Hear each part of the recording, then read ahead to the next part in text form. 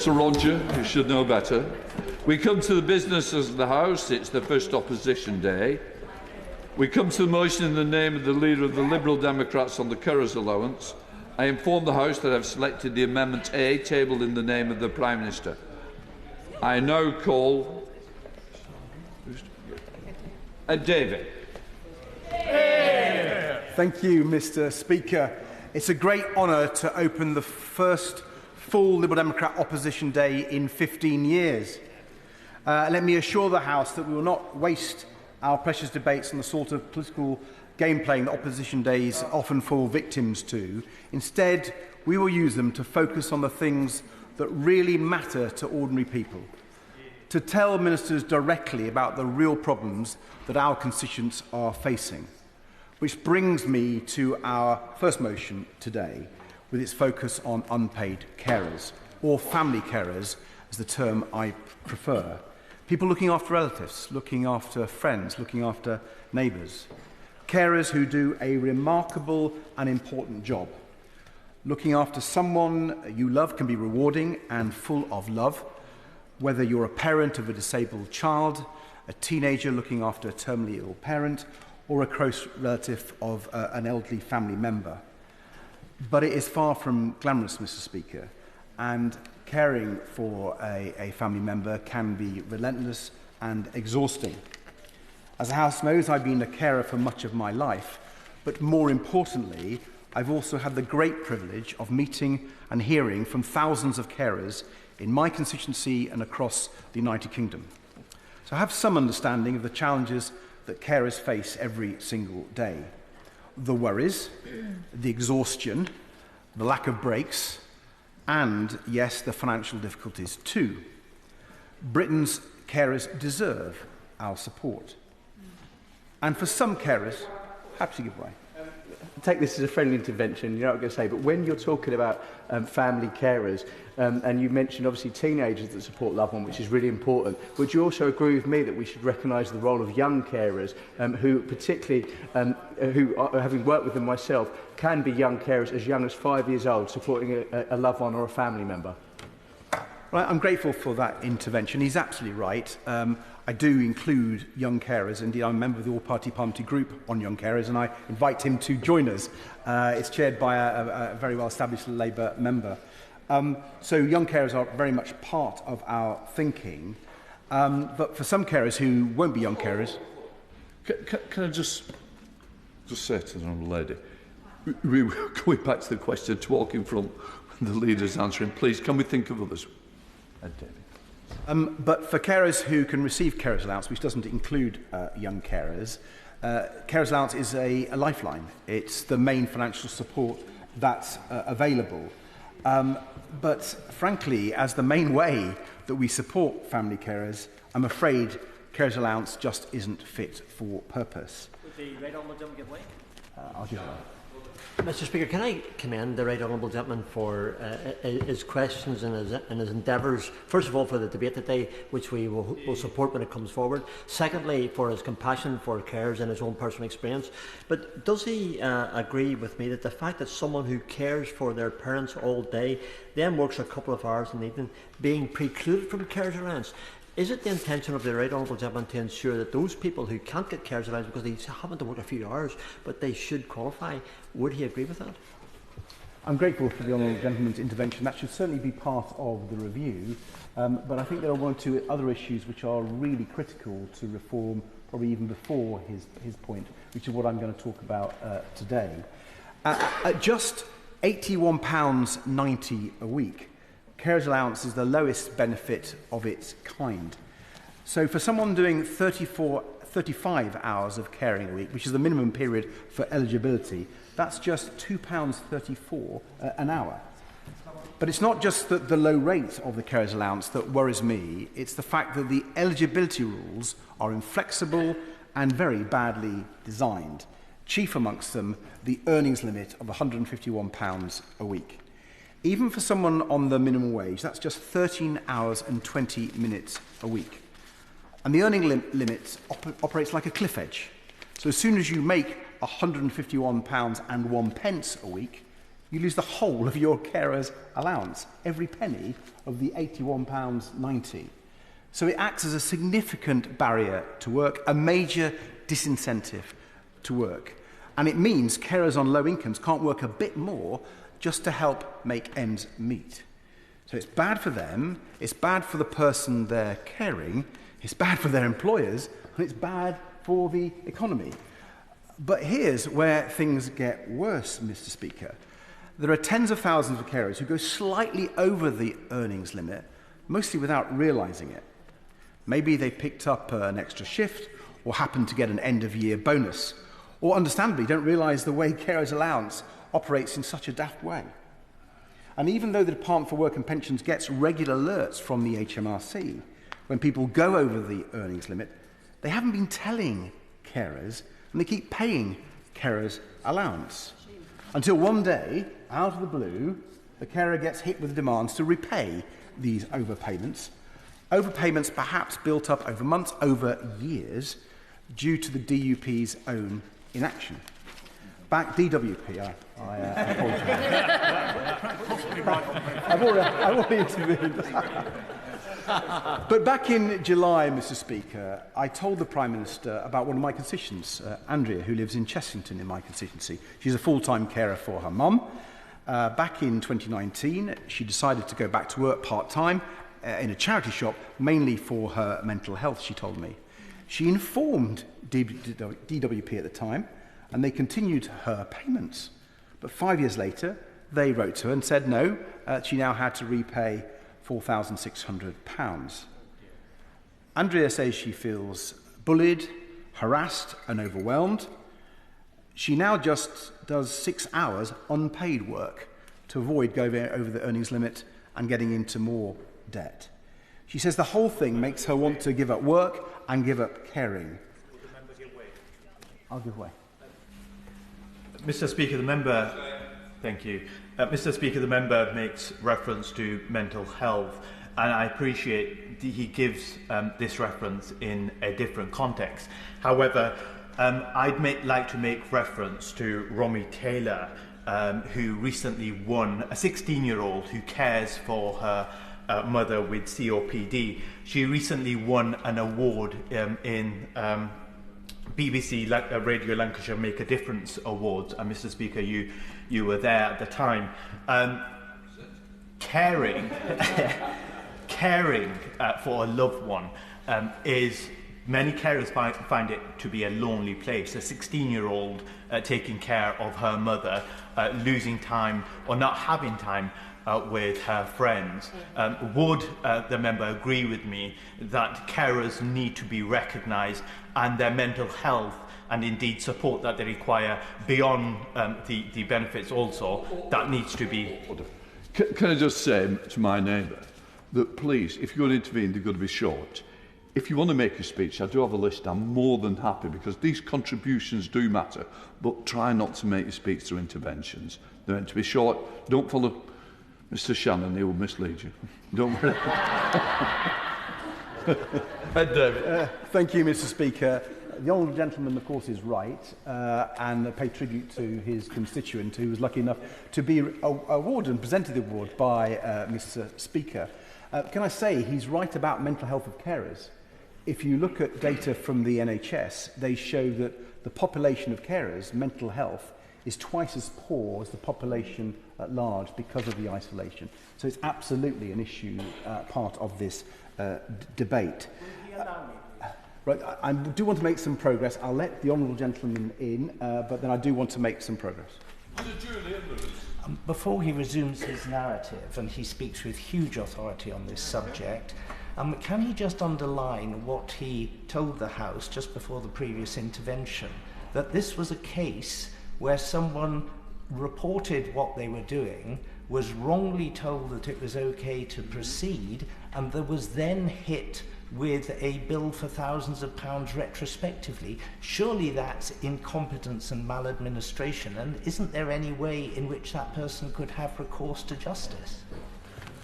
Well, the honourable gentleman makes exactly the right point, and obviously as her constituency MP I'm pursuing that line of argument. But we do need to see a change of culture and attitude at the DWP to be able to proceed for these cases on behalf of our constituents. And, you know, she told me that the whole thing makes her want to give up caring and give up working. That's how affected she's been by it. And, you know, who is this helping, Mr. Speaker, when carers feel like that? I'm sure somewhere in the DWP or in the Treasury there's someone who thinks this sort of penny pinching saves the government some money. But they just couldn't be more wrong. It's millions of carers like Andrea who save the government money. £162 billion a year, according to Carers UK, through the vital work they do for free. And when badly designed government policies fail to support carers and instead push them over the edge, the real cost is to the taxpayers and to the economy, and it's an enormous cost. And Mr. Speaker, there are so many stories like Andrea's. Government figures suggest that there are more than 130,000 people with outstanding carers allowance debt, some going back years. According to the DWP's own figures, last year alone, there were 34,500 overpayments due to the earnings limit. And we've heard how carers have even been threatened with prosecution. This is a terrible scandal, Mr. Speaker.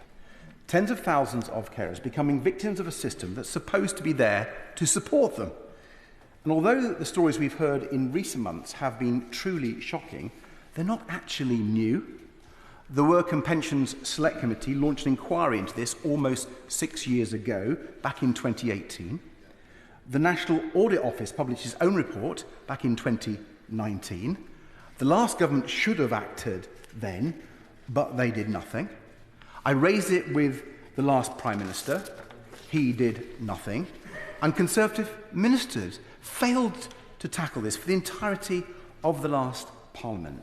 And they just passed it on to the new government as yet another part of their legacy.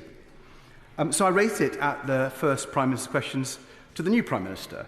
And although he was non-committal back in July, I'm genuinely pleased and grateful that ministers have now announced a review, at least into the scandal of the overpayments of carers' allowance.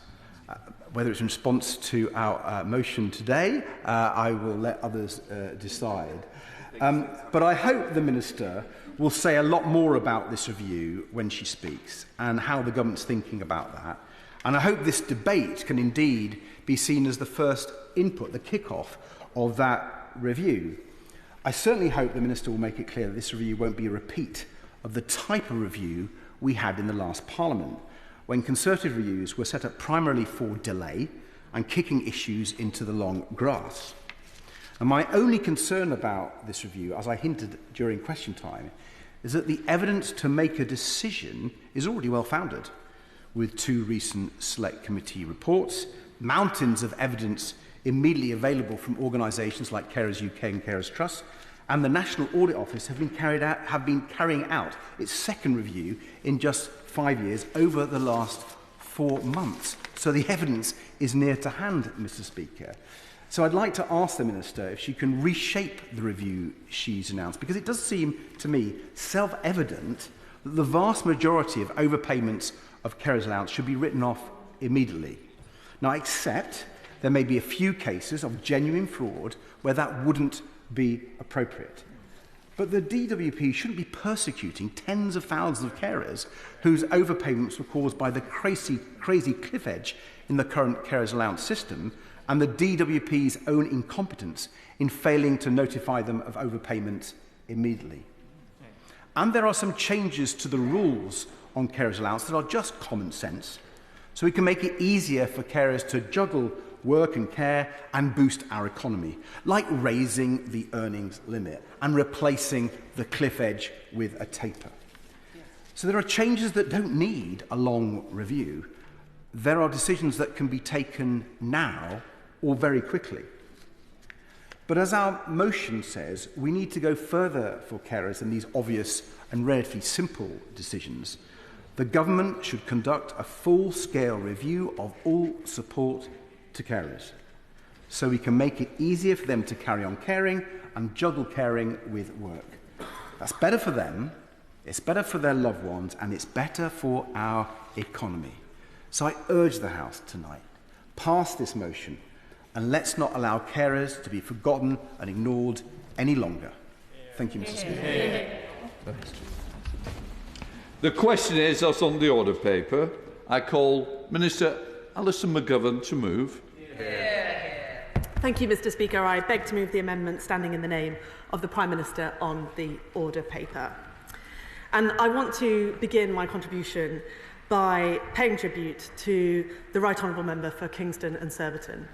I think it's excellent that he has brought this subject to the House, and I hear his point about family carers rather than unpaid carers. And without getting into a big linguistic debate, I think he's making an important point, and there are very many carers up and down the country who will recognise the points that he has made. And we should always, when we're making policy, listen to those who have direct experience of this. And I think he makes that point on behalf of millions of people, and it's important that the House has heard it. And as I was saying, there are many people who will know this issue personally. There are 5 million carers in the UK, and around 1 million people receiving carers allowance. So this debate is really very important. Just give me 1 second. Just under 1 in 10 people in England and Wales provide unpaid care according to the latest census. But I think that the subject of carers is not at the top of the political agenda nearly enough at the moment. Yeah. Very grateful to the Minister giving away. My experience when I was a clinician was that actually people didn't even realise they were labelled a carer, could apply to be a carer, and then the gateway that provides. Is there some work the government might consider about how we can make more people aware of when they're undertaking caring, so that they can then get the support and help that is actually out there if they only knew? Minister. Thank you, Mr. Speaker, and I thank the gentleman for his intervention. He makes a very good point, and his experience as a clinician is welcome. Secretary of State has got considerable experience in working with carers, and I will alert her to his comments because I think she would appreciate what he just said. So we must never think that this is an issue that doesn't affect us all. Many of us will become a carer at some point in our lives, if not now, at some point. This affects all of us, and everybody's life is different. So support for family carers needs to be tailored so it works for the individual and takes into account the different circumstances people face.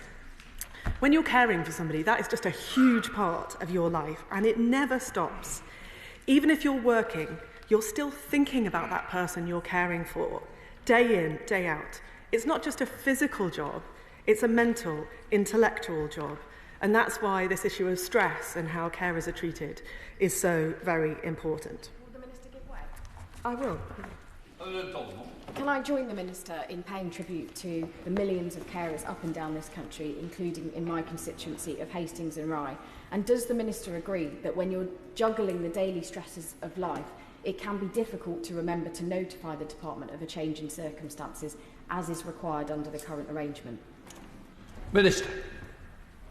Thank you, Mr. Speaker, and I thank my honourable friend for her intervention.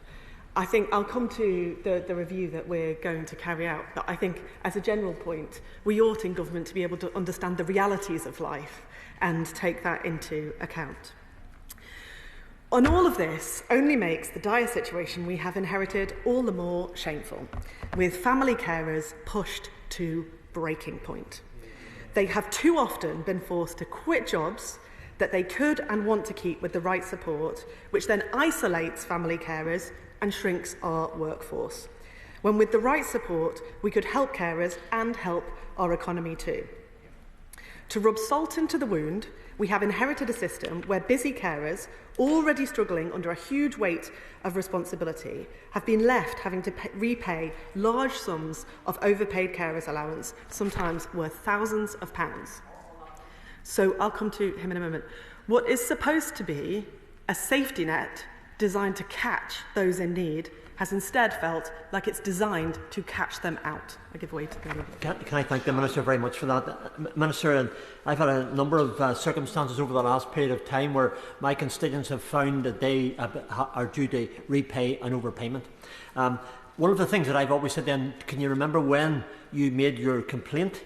And if you are, all those conversations are recorded. If they are recorded, then there's a way of making sure that the fault doesn't lie with the applicant, the fault lies with the department. Is it something that perhaps that the Minister would look at to ensure that those who have been penalised unfairly, following the advice of the department, should not have to pay that money? Minister. Thank you, Mr. Speaker, and I thank the honourable member for his intervention. And as he knows, the department is not responsible for the delivery of social security benefits in Northern Ireland, but I'm sure that the Department for Communities will be keeping a close eye on the debate, and they will want to take into account all of the points that he just made. So this problem is one of numerous ways in which our social security system is failing the people of this country. From the 2.8 million people left out of work because they're unwell, to the fact that there are more than 4 million children in this country growing up poor. That's why we have moved fast to fix the foundations of the Department for Work and Pensions. This includes, in a moment, this includes setting up a task force to tackle child poverty, extending the Household Support Fund, and holding the first meeting of our new Labour Market Advisory Board. And the point of that board is to bring its expertise and fresh thinking to help us genuinely break down barriers to work that people face, such as being unable to balance paid work with family care. I'm grateful to the Minister for giving way. She touched on the work of the DWP. This government has talked about a duty of candour. If there are people who work at the Department of Work and Pensions who have information about how they have seen maladministration and poor management of this service and they wish to come forward with that, could the Minister give assurances that they will be protected as whistleblowers? Yeah. I thank the honourable lady for her point, and obviously whistleblowing is very important. The Hillsborough law that's being brought forward is obviously not my responsibility, so the honourable lady will understand that I won't go there extensively, but I would just say to her that as somebody who worked on the issue of Hillsborough for many years, it's personally very important to me. So, as I was saying, the problems are significant. We won't be able to solve all the problems we face overnight, given the scale of those challenges. But we have taken important first steps, including to tackle the issue of overpayments of carers' allowance related to earnings. We have all heard the stories of some of the thousands of carers who've been affected, and we've all heard and know about the stress and anxiety it has caused them. And we all want in this House, I hope, to establish the facts. Because to address this problem, we must first understand truly what has gone wrong. That's why we've announced today an independent review of overpayments of carers' allowance where overpayments have exceeded the entitlement threshold. The review will investigate how overpayments of carers' allowance have occurred, what best can be done to support those who have accrued them, and how to reduce the risk of these problems occurring in the future. And we are delighted, Mr. Speaker, that Liz Sace, OBE, has agreed to lead this review. My ministerial colleagues, the member for My ministerial colleagues, the members for East Ham and Stretford and Urmston, have already met with Carers UK, along with carers themselves, to discuss their report on overpayments, and we'll consider the findings of that report alongside the independent review. I'd like to thank the Minister for giving way. On that point, do you agree with me does the Minister agree with me that there should be a fail-safe system, that if overpayment is made, there should be a timescale between which, if the receivers are not notified, they should be allowed not to pay for any of the money back? Thank you, Mr. Speaker, and I thank the member for his intervention. I'm sure many members will want to provide their views to the review, which is welcome, and I'll come to some of the points the steps we've already taken to try to address the problems in just a moment. Because it is vital that we move quickly to understand what exactly has gone wrong, so we can get a plan to put things right. And right now, we want to make it as easy as possible for carers to tell us when something has changed that could affect their carers' allowance. We're going to continue to look at the communications to try to improve that. And right at this moment, we are reviewing the results of a test of text alerts to claimants who may be at risk of building up overpayments. And I would just want to assure the Right Honourable Member for Kingston and Surbiton, in response to the point he made about the need for a review, that we are not waiting for an extensive review in order to act. We have acted already, because our pilot involved texting 3,500 claimants to alert them when we're told by HMRC that they have breached the current earnings limit. And going forward, we want to make the best use of earnings data already held by HMRC to reduce the burdens on busy carers, which also responds to the very point that my honourable friend made. If the results of this pilot are positive, that will be the first steps towards addressing the overpayments problem. I know that we will need to do much more, and there are many other issues, but it will be a good start. However, I will give them. I'm very grateful for what the Minister has just said, but will she confirm that the remit of the review will go further into the structure of carers' allowance, whether the earnings limit is at a rate that's way too low, as many of us think, and that the whole cliff edge structure has to change? Can you confirm the review will look at that? Thank you, Mr. Speaker, and I thank the Right Honourable Member for his response. There is the current problem that we've got with the overpayments, and I went through the detail that the review will look at just a moment ago. But there are wider problems with support for carers. And the Right Honourable Member will know that we're currently looking at a whole host of areas in the department, and we need family carers to be much better supported, both in work and when they're not working. So we will be looking at wider issues. The review is about this point, as I've said, but that doesn't mean to say that we're not fully aware of all of the issues that carers face, and we'll look at it. And as I was saying, addressing overpayments is only part of the action we need to take to ensure that unpaid carers are getting the support they need and deserve. We're looking closely, I'll just make a bit of progress if that's okay. We're looking closely at how the benefit system currently does this, and it's right that the government focuses on addressing overpayments of carers' allowance, and as I was just saying, that we set up this independent review. But we have heard the concerns about the broader system, and specifically earnings limit and the lack of taper. As members in this House will know, earlier this year, the Work and Pensions Select Committee, then chaired by my Right Honourable friend, the member for East Ham, raised a number of issues of carers' allowance, not only in the terms of overpayments, but on modernisation more generally. And as the Right Honourable Member will know, we have been giving the committee's recommendations the detail consider that they deserve, and will respond to that later in the autumn.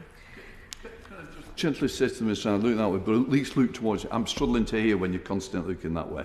Please can we make sure we are. The reason for coming through the chair is because we operate in the third party, and that's why people should always speak through the chair. It's just easy because I'm struggling to catch the wording. Thank you, Mr. Speaker. You'd think after 14 years I'd have been able to get it right, but I do apologise. I do apologise. It just goes to show that every 14 years, every day in this House is a school day, every day. Thank you, Mr. Speaker. I always welcome your suggestions. Thank you. Just to continue, I can't preempt the Secretary of State's decision, but she will be starting her operating review of carers' allowance shortly, following the release of yesterday's earnings data and today's inflation figures, and the outcome of that review will include the new weekly rate of carers' allowance from April 2025. And we know, I feel I really should keep going on, my apologies. Means-tested benefits can also help where appropriate. Universal Credit, for example, pays an extra $2,400 a year to unpaid family carers, and I do not underestimate the challenges within the Universal Credit system. We do want to make sure that carers who need it get that support. And as I was saying to the Right Honourable Member a moment ago, we're looking at different aspects of the system, including reviewing universal credit to make sure it does the job we all want it to do, and we'll set out details of that in due course. Pension credit can also be paid to carers at a higher rate than those without caring responsibilities, and over 100,000 carers receive an extra amount of pension credit because of their entitlement to carers allowance. But we think as many as 760,000 pensioners who are eligible for pension credit aren't receiving it, and that's why the government has already taken action to drive up pension credit take-up. Last month, we started a national campaign encouraging eligible pensioners to check their eligibility and apply. We're asking local authorities to support this, and as the House will know, the Secretary of State and the Deputy Prime Minister wrote to them in August. Following that, we've seen a 152% increase in applications for pension credit since the 29th of July, with almost 75,000 applications in just 8 weeks. And in November, we'll also be writing to around 120,000 pensioners who are in receipt of housing benefit, who may also be eligible but not currently claiming pension credit. And I would encourage any family carer to check that they're receiving all of the support that they're entitled to. Gov.uk has lots of information on carers allowance, and 90% of people do in fact claim online, though traditional paper forms are available for those who want to claim that way. I know that organisations like Carers UK and Citizens Advice are also on hand and do a fantastic job giving advice too. Financial help for carers is really important, but it's only one pillar of a proper support system. All of us need a balance in life, and that is important for carers too. Most carers of working age want to consider working in some form, not just for financial well-being, but also to enhance life and the life of the person that they care for. So we want to help family carers combine their caring responsibilities with paid work where they can. We'll review the implementation of the Carers Leave Act, which gave unemployed carers a right to time off work for the first time. And we will explore the benefits of paid leave while being mindful of the impact of any changes on small employers. And through the Employment Rights Bill, we will make sure that flexible working, which can play such an important role in helping carers balance their work and caring responsibilities, is available to all workers except where it's genuinely not feasible. The government will also consider carefully the finding of Lord Darcy's independent review of the NHS, which is very clear about the need to a fresh approach to supporting family carers. Caring is a demanding role where no one can function at their best without ever having a break, and the Better Care Fund does include money that can be used for unpaid carer support, including short breaks and respite services for carers. And as I mentioned in the beginning of my contribution, we will make sure that family carers' voices are heard as we develop plans to create a national care service as part of our reforms to adult social care. Every day, Madam Deputy Speaker, unpaid family carers step up when loved ones need their support. Without the contribution of family carers, our country would not function. Pressure on social care in this country is already unbearable. Without unpaid family carers, it would become completely untenable. And I will just at the end. Thank you. Does the Minister agree with me on that point, that for all the talk of a £22 billion black hole, the value that carers give to the economy and £162 billion worth of support, is that it's an absolute scandal that there are carers that are then struggling financially? Minister. The financial situation that our country is in is very serious indeed. But I would simply say that, as I said in the beginning of my speech, anyone who thinks that the issue of care ought not to be right at the top of the political agenda is labouring under a serious misapprehension. This is a very important subject, and that's why I'm proud of the first steps this government has already taken, both to improve support for carers and to address the issue of overpayments of carers allowance, which have caused so much distress for thousands of people. This shows our commitment to recognising and valuing the vital role carers play in our communities. Of course, there is much more to do. So it's my hope that as we deliver the fundamental change that we need, that we can work together with carer organisations, carers themselves, with a renewed sense of purpose to make sure that carers get all the support they need to carry out the incredible work of caring and to live full, and fulfilled lives. Shadow Minister Malmstrom. Thank you, Madam Deputy Speaker. And can I begin, Madam Deputy Speaker, by welcoming this debate in as far as it is on a very important matter upon which there is unanimity of agreement across this House that carers up and down this country do an extraordinary job under often very difficult circumstances. We owe them a huge amount in terms of compassion and the social value that that brings, but also, as has been pointed out, the financial, fiscal benefits that Carers UK have identified in terms of what the taxpayer is not therefore required to pick up. And can I, in responding, Madam Deputy Speaker, also recognise the experience that the leader of the Liberal Democrats has in this area, both in terms of his campaigning but also in terms of his personal experience. He did, however, say, I think, that it was good that the Liberal Democrats had brought forward a motion today that was devoid of any politics.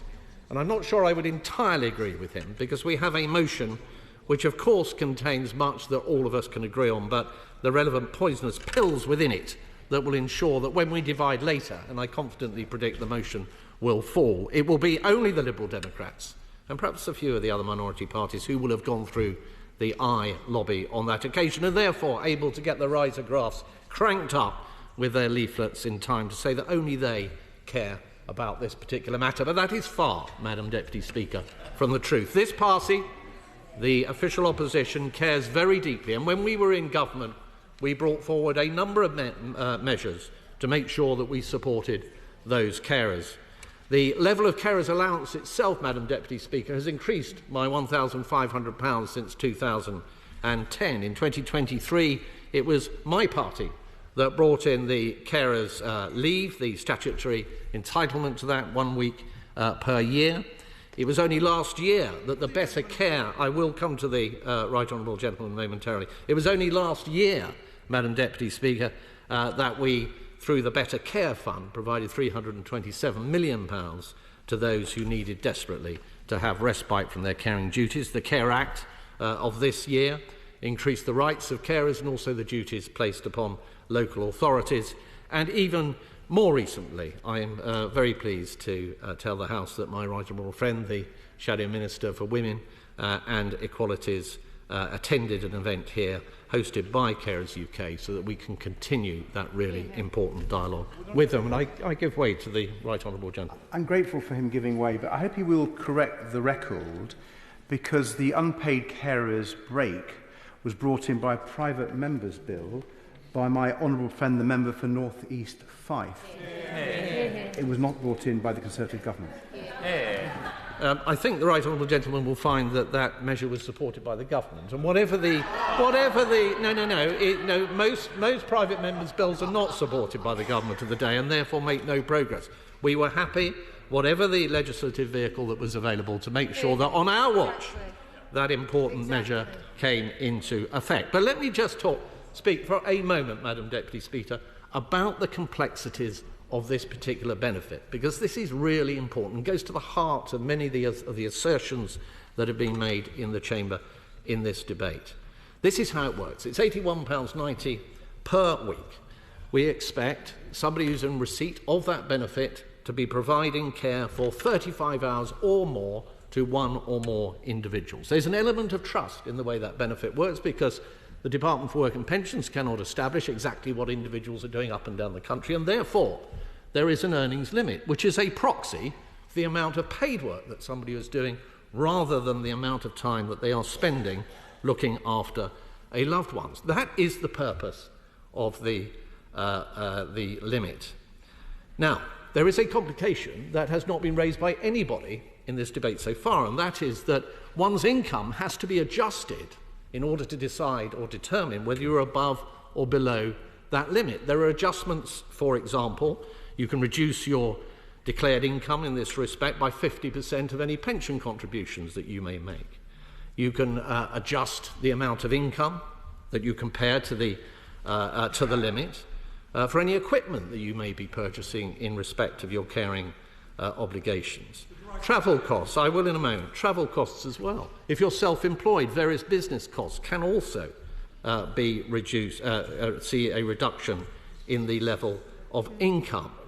And this lies at the heart of why there is a challenge of notifying people whether they are above or below the earnings limit, because it is impossible at the centre to determine the answer to that question for the reasons that I have given.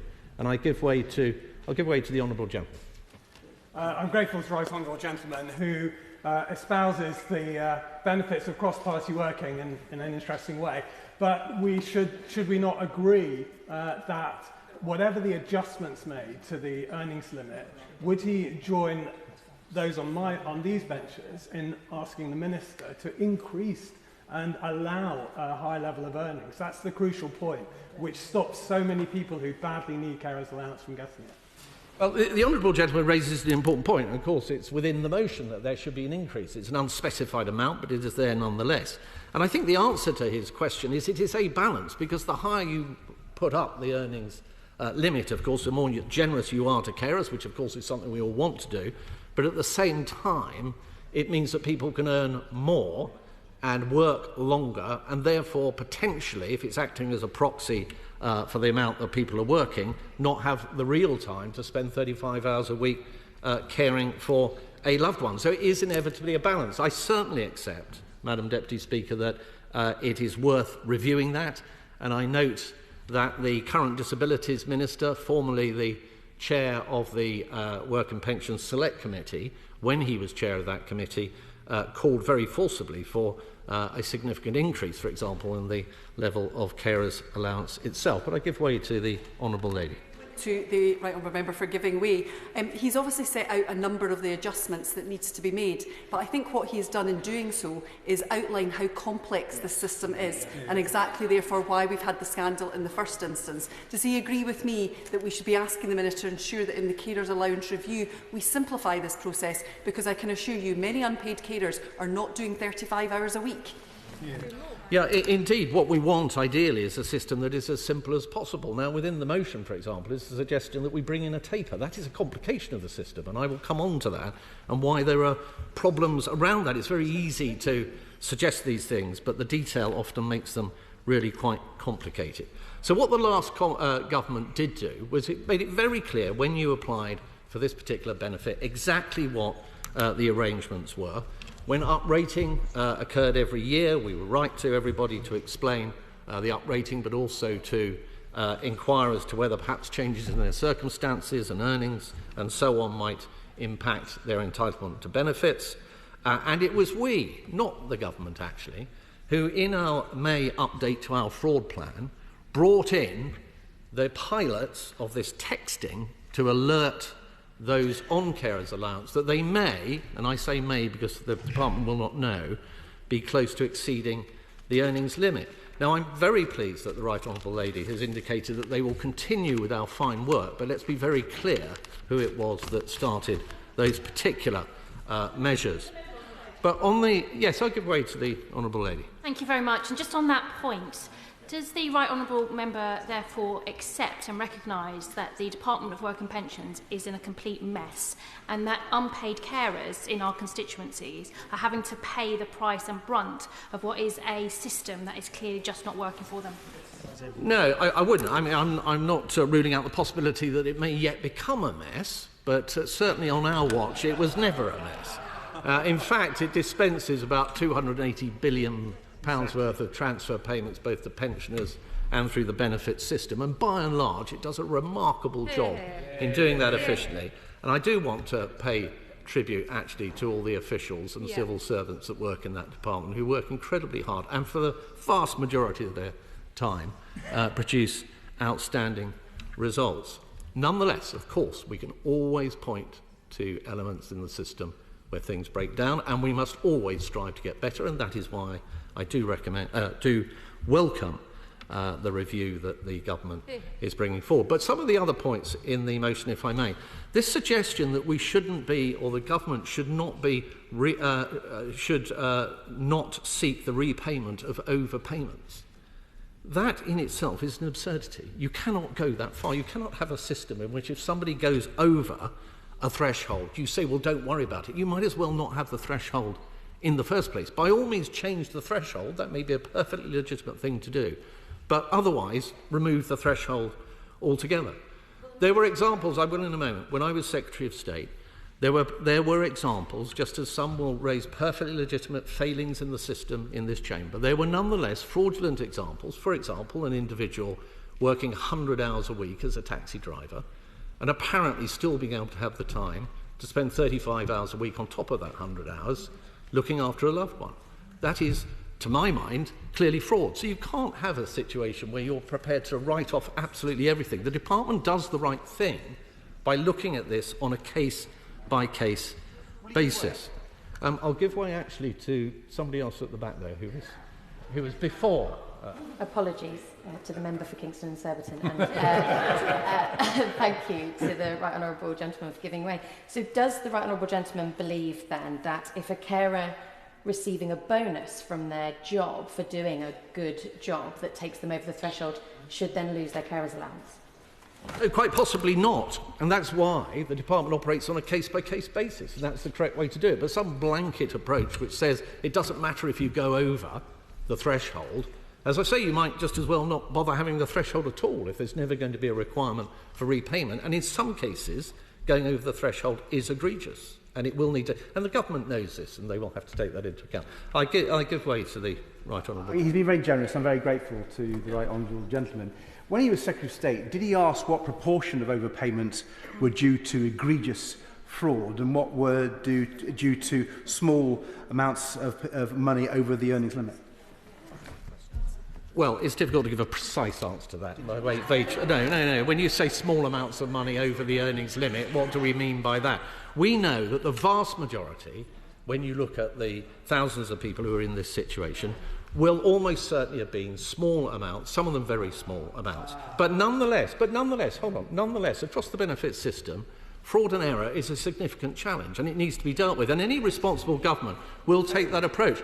And to just say, if I may say to the leader of the Liberal Democrats, to just simply say, oh, well, we have a problem, therefore just take the brakes off, don't have any limits, pay the money, let people claim what they like and whatever it may be, even if it's fraud, you're prepared. Well, I'll invite him to intervene again if he'd like to explain how he deals with the fraud in a system in which he is pushing for none of the overpayments to be returned. I'm grateful for the Honourable Gentleman giving way, Right Honourable Gentleman giving way. If you listen to my speech, I made it very clear that there could be examples of fraud, and I asked him to check the record. I could not have been clearer, and when we have talked about this at length in other fora, we've made that position clear. Indeed, we made it clear during the general election. But I'm afraid he has shown to the House that he failed to get a grip of this when he was Secretary of State. He recognises that the vast majority of the overpayments were small amounts due to the fact that the DWP, which he was Secretary of State, did not pass on the information from HMRC. So I'm afraid the Honourable Gentleman is digging a hole for himself. Well, regardless of what the Right Honourable Gentleman may or may not have said in his opening remarks, what cannot be disputed right now is what is contained within the motion. And on the point as to whether anybody should be expected to repay, the motion says, believes that carers should not be forced to face the stress, humiliation and fear caused by demands for repayment of carers' allowance. That, to me, suggests everybody. And it goes on to say that the government should write off existing overpayments immediately. That would include any fraudulent payments that have been made. That's absolutely clear and obvious. But on the issue, Madam Deputy Speaker, of the earnings limit, it may be that the earnings limit could be increased. There will be a fiscal cost, and indeed I think the Liberal Democrats' manifesto reforms themselves are about £1.5 billion, so they would be significant. We would have to take into account, clearly, the balance between being more generous to carers, but at the same time respecting this 35-hour rule, if that is the rule that we're going to work with. But let me finish with the comments about tapering. Tapering is often reached for whenever there is a cliff edge, and it is always suggested this will solve the problems, but it neglects the fact, Madam Deputy Speaker, that it introduces complexity. The very thing that, for example, universal credit was designed to iron out, where you had a spaghetti of a system in which nobody could quite understand the way in which it worked. Look at how it works in the tax system, where the personal allowance is tapered away after £100,000. That means that people, when they reach that level of earnings, just many of them stop working further because it's not worth their while given the marginal tax rates. And you've got an interplay between universal credit and carers allowance, because the more that you earn, you will end up in a situation where carers allowance is withdrawn. And you've already got a taper within carers allowance to make sure that work pays, so that the more you earn, your benefit is reduced, but not enough to make you worse off. So under the system advocated by the Liberal Democrats, you'll have two tapers in two interacting benefits within the system. And I don't think that will best serve anybody, not least of all carers. So in conclusion, and I know you're seeking for me to wind up, Madam Deputy Speaker, can I welcome this motion? Can I say that, as with the other parties in this House, we stand foursquare behind our carers. They do an extraordinary job. I wish the government well with its review. We will look at it seriously and objectively, because we are all on the side in this House of carers. I stand by our record in office, of which I am proud. Rebecca Long-Bailey. Deputy Speaker. I very much welcome the opening comments made by the Minister. It's quite clear that she's fully cognisant of many of the issues that I'm about to raise. And I also welcome the announcement of the independent government review on carers allowance overpayments, and I do hope that this is carried out urgently and that it includes looking at the writing off of substantial overpayments where it's clear that carers should have been notified sooner. But on the wider issues that unpaid carers face, I wanted to start by reading out an email from a constituent. And this is what she wrote. I cared for my mother, who had Alzheimer's and vascular dementia plus severe osteoarthritis for several years. At the time of this, if the person requiring care was deemed capable of performing any self-care tasks, only part of the carer's allowance was paid. My mother would occasionally wipe a flannel over her face and was therefore deemed to be capable of self-care, despite all other evidence. Caring for someone is not a 9-to-5 job. It's often a 24-hour job, as in my case, with no break for the carer, as few are ever told about respite care. Those who manage employment outside the home are also overburdened, as they have no time to decompress from their paid employment before having to spend their time at home caring for someone. Due to the nature of being a carer, the carer's physical and mental health often declines and goes untreated, as they often have no help with their situation from the authorities, or, should they have them, siblings. That alone can impact the carer's own physical and mental health, but carers go unnoticed until there is a crisis. To only receive the paltry current carer's allowance, which will barely cover utilities and council tax, ignoring food and clothing, is an insult to people who are working far harder than most but remain unseen, as it's not deemed to be a real job and it's considered easy. Only those who've cared for another adult know that this is blatantly untrue. Now, sadly, my constituents' feelings are not rare. Many people care for their loved ones out of love, and all too often it impacts on their ability to work, and as a result, many live in poverty. A new report from Carers UK and WPI Economics found that 1.2 million unpaid carers are living in poverty, while 1 in 10 of all carers are in deep poverty. And it's not hard to understand why.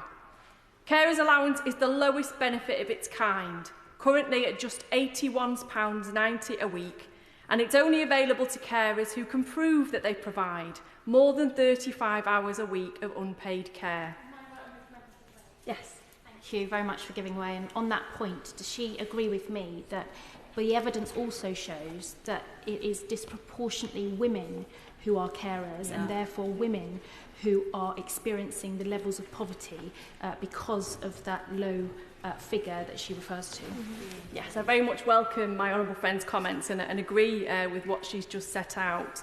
Care UK's modelling suggests that to solve this crisis, an immediate uplift and an increase in the earnings limit and an earnings taper would lift huge numbers out of poverty. But there are a number of brutal loopholes that have been highlighted already by the Honourable Member for Kingston and Surbiton that need to be addressed urgently. There are the rules on young carers and students. Indeed, many people don't actually know that carers' allowance is not paid to those studying more than 21 hours a week.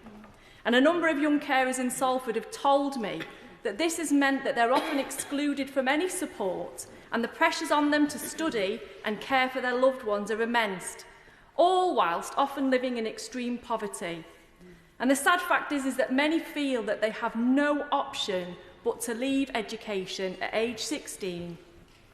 Further, if a carer is looking after more than one person, and this comes to 35 hours a week, cumulatively, sorry, I'll just finish this point and then I will let the gentleman come in. Cumulatively, the carer is not eligible to receive carer's allowance. If two people share the care, each providing 35 hours a week, only one person can claim carer's allowance. I will give way.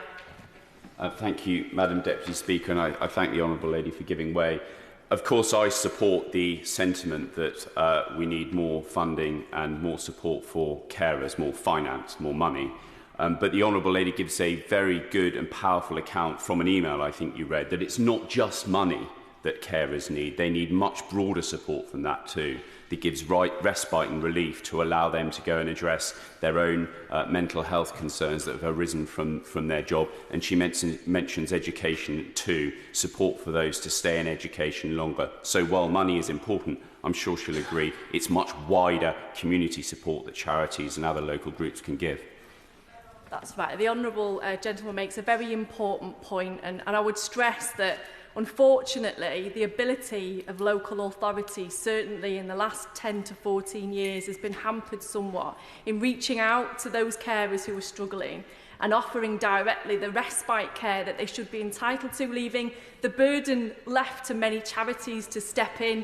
And if you live in an area where you've got a large charitable presence, that's fantastic, but not a lot of unpaid carers do live in those areas, unfortunately, and it's certainly an issue that the government must grapple with. Another brutal issue is on the issue of pensions, and this is a relatively unknown issue. As far as I'm aware, carers' allowance does not get paid to those in receipt of state pension unless the state pension amount is lower than the weekly value of carers' allowance. And as with the pension credit threshold, there are a huge number of people at the moment who are just over the cusp of eligibility, who live in poverty but cannot access the help that they need. And equally on the issues of pension, another brutal loophole for those pensioners who are in receipt of care. And the government website currently states, when you get carer's allowance, the person you care for will usually stop getting a severe disability premium paid with their benefits or an extra amount for severe disability paid with the pension credit. Now that's left one of my constituents in the situation where her daughter provides care, doesn't live with her, yet the individual who receives the care isn't entitled to the top-up that she should be entitled to in her pension credit. And that's an amount that she needs to survive, to deal with her daily living costs as a severely disabled person. Now, there are just a few points that I wanted to highlight, and I'll bring my comments to a close now because we've got many colleagues who want to speak. But I welcome the encouraging comments from the front bench so far, and I'd encourage them to address the loopholes that have been mentioned urgently, and also, and I'm sure they're doing this already, but to encourage action from the Chancellor at the upcoming budget so that we can provide the financial support and social support that our unpaid carers desperately need. Thank you. This is a heavily subscribed debate, and I'm determined to get everybody in, so this is fair warning. After the next speaker, backbenches will be time limited to 3 minutes, and maiden speeches will be limited to 5 minutes. It'll be hard limits to ensure everybody gets in after the next speaker. And the next speaker is Wendy Chamberlain, unlimited. After that, 3 minutes or 5 minutes. Thank you very much, Madam Deputy Speaker. I'd first of all like to start by declaring an interest that I'm just in the process of joining the board of Fife carers in an unpaid capacity. And it's a privilege to be able to join them. I've worked with unpaid carers throughout the last few years, firstly broadly as the constituency MP for North East Fife, and then through the passage of the Carers Leave Act, my private member's bill in the last Parliament.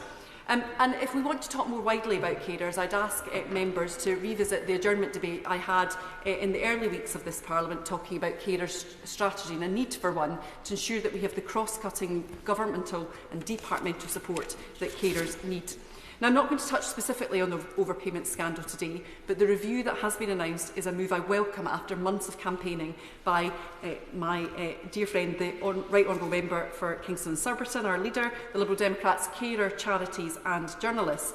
But I do want to raise some points about carers' allowance more generally. Recently, I asked a question of the Minister for Carers Allowance about a review of how it is working. And it said that the government will keep eligibility criteria and processes of carers' allowance under review to see if it is meeting objectives. But that, for me, poses more questions than it answers.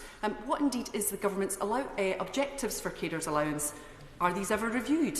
How do we know, therefore, if they are meeting them? What metrics are being used? And what would happen if it was found the objectives weren't being met? And I would assume that the objective is to keep unpaid carers out of poverty, considering the additional barriers they face to working and additional costs faced from their caring.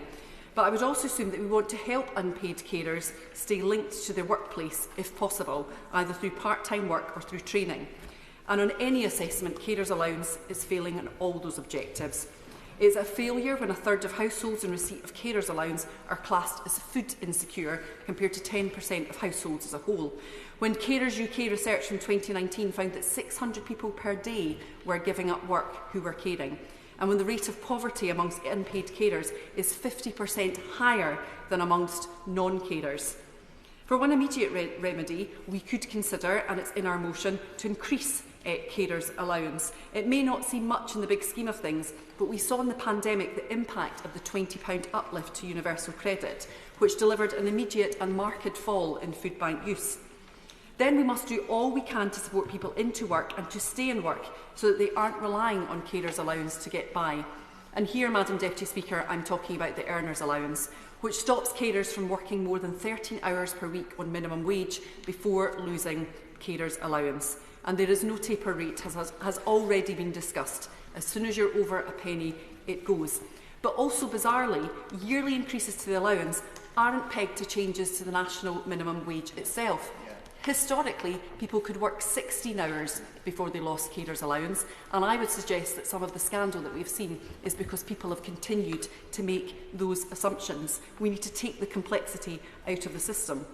It is completely reasonable to assume that if you're earning national minimum wage and receiving carers' allowance in one financial year, then in that following financial year you can continue to do so, as long as you don't increase your hours. But no, that is not how the system works. National minimum wage this year went up by 9.8% and the earnings allowance didn't go up at all. That sounds to me like a system set up to make people fail.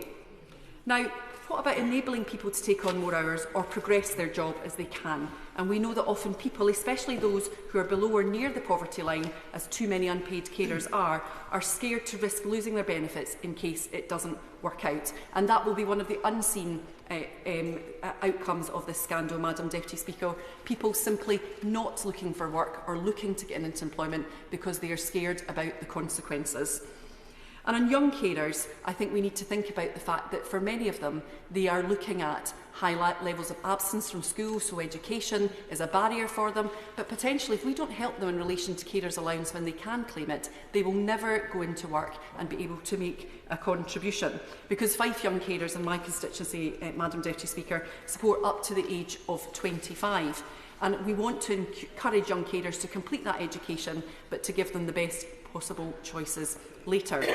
Now, and this comes back to my need for a cross-cutting strategy, it may be the DWP feel that it's for the Department for Education to support young people.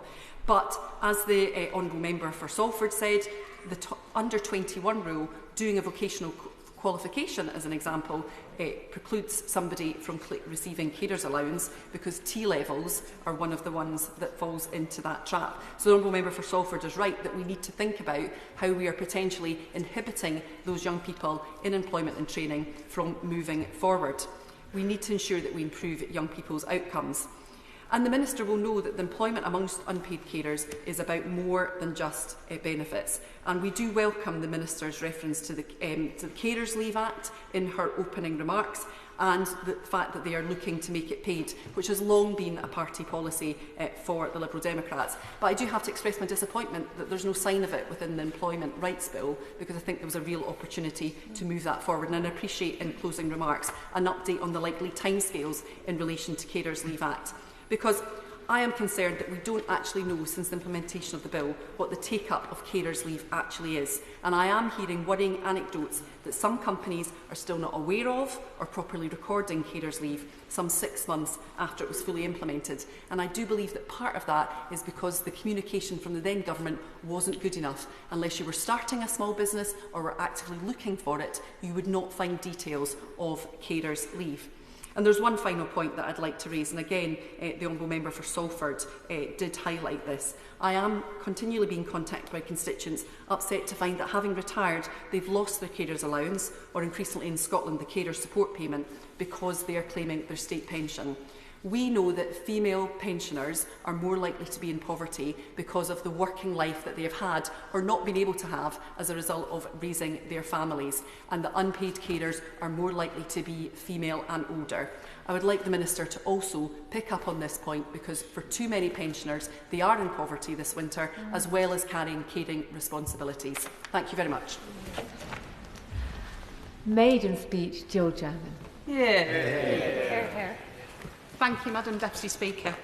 I'm delighted to make my maiden speech in this debate today. A dwi'n mor falch o fod yn sefyll yma. I am so proud to be standing here. Our carers, including our young carers, many of whom I've had the privilege to know as their teacher, are a vital part of our communities. It is incumbent on us to represent their voices, and right that we take time today to do that in this debate. I thank honourable members who have contributed today, and indeed to other honourable members who have already made their maiden speeches in this House. I hope that I can follow these with aplomb. I'd like to start by paying tribute to my predecessors. First of all, to David Jones, the former MP for Clwyd West. I'd like to thank David for his 19 years of service to Clwyd West, and indeed to his country as a former Secretary of State for Wales. Next, I'd like to thank the former MP for the Vale of Clwyd, James Davis, for his service and for his keen eye for an impressive floral display through his work with Britain in Blue. Finally, I'd like to pay warm tribute to the previous MP for the Vale of Clwyd, Chris Ruan. An early local advocate for breaking down barriers to opportunity, Chris worked hard over many years to bring investment to the area. None more so than the development of the beautiful Rill Harbour and the magnificent Pont y Ddraig, or Dragon's Bridge. He leaves a legacy that I am proud to have the opportunity to build on as MP for Clwyd North. I'm also proud to be breaking new ground. As one of 3 newly elected Welsh Labour women MPs in North Wales, I joined my neighbours, the Honourable Member for Bangor Aberconwy and the Honourable Member for Clwyd East, to form a formidable force along the coast. Clwyd North boasts miles of golden coastline, from Rill to Ross-on-Sea, taking in Kimmel Bay, Towyn, Abergele and Pensarn, Llanvillis and Colwyn Bay. Our sandy beaches are a huge source of pride. Since Victorian times, the Clwyd North Coast has been a magnet for visitors. Generations of families have been holidaying there from the northwest of England and beyond, with many families settling to make North Wales their home, including my own. As well as the usual seaside fare of ice cream, buckets and spades and fish and chips, the Clwyd North Coast also boasts a water sports centre and Michelin chef restaurant at Porth Eirias, live music and picture window dining at the Pavilion Theatre, and the fabulous Theatre Colwyn, one of the oldest working theatres in Wales. Move inland in Clwyd North and the wonder continues. From the Gothic marble church in Bodelwyddan to the magnificent St Asaph Cathedral, impressive architecture and mountain views abound. And Clwyd North boasts not just 1, but 2 medieval castles in historic Rhuddlan and the market town of Denbigh. Of course, areas like ours have challenges too. A local teacher for over 20 years, I saw issues dealt with by local families firsthand, struggling to make ends meet with rising costs and flatlining wages. I knew I needed to step up. I stood for election and became deputy leader of the local council and cabinet member for education, children and families. Make no mistake, my route into politics came straight through my classroom. A teacher of the very youngest, I saw children fizzing with potential coming through my door, only to see that potential dimmed in later years by struggle and circumstance. I saw a lack of economic growth hinder the lives of their families. And, most stark of all, as the years went on, I saw children once taught, now grown, with children of their own, and those same struggles continuing. Our missions of growing the economy and breaking down barriers to opportunity are personal to me.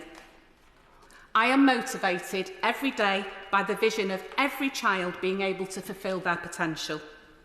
I'm motivated by a vision of Clwyd North with a year-round sustainable economy, playing our part in generating green energy, but also in design, manufacturing, installation, economic growth powered by innovation, investment and a wealth of local skills.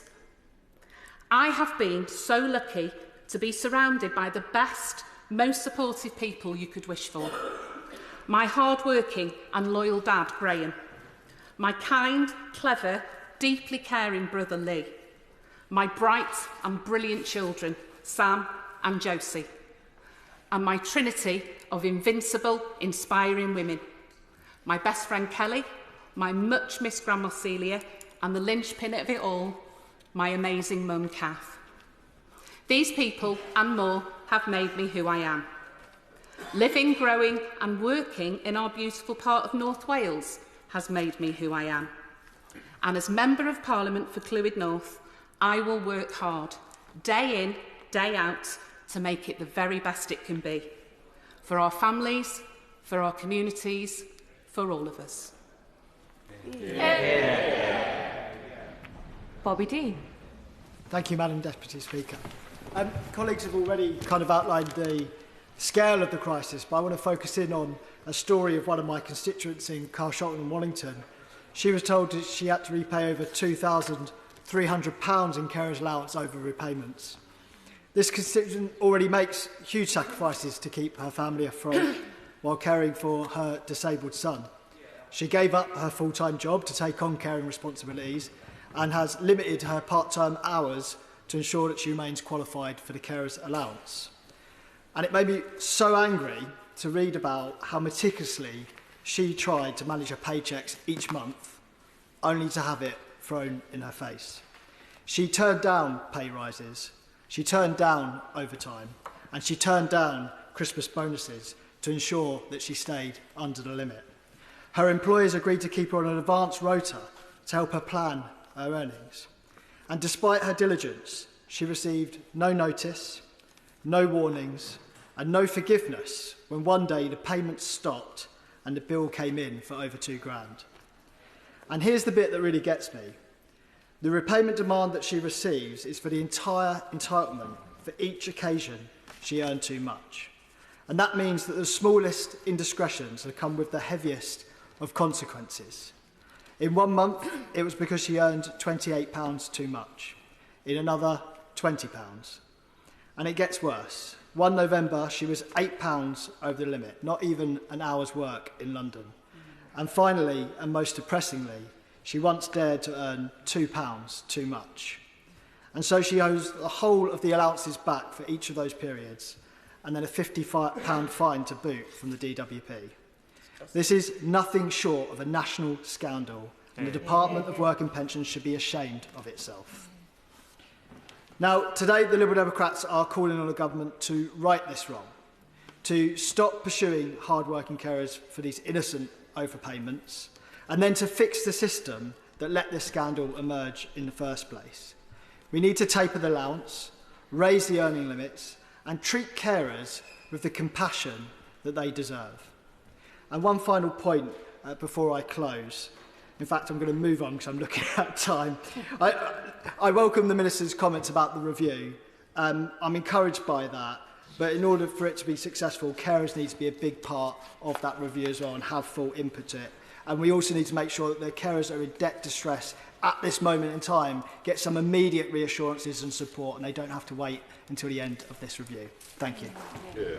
Maiden speech, Daniel Aldridge. Thank you, Madam Deputy Speaker. I'm honoured to make my maiden address during this debate on carers' allowance. We all know people working tirelessly to care for loved ones.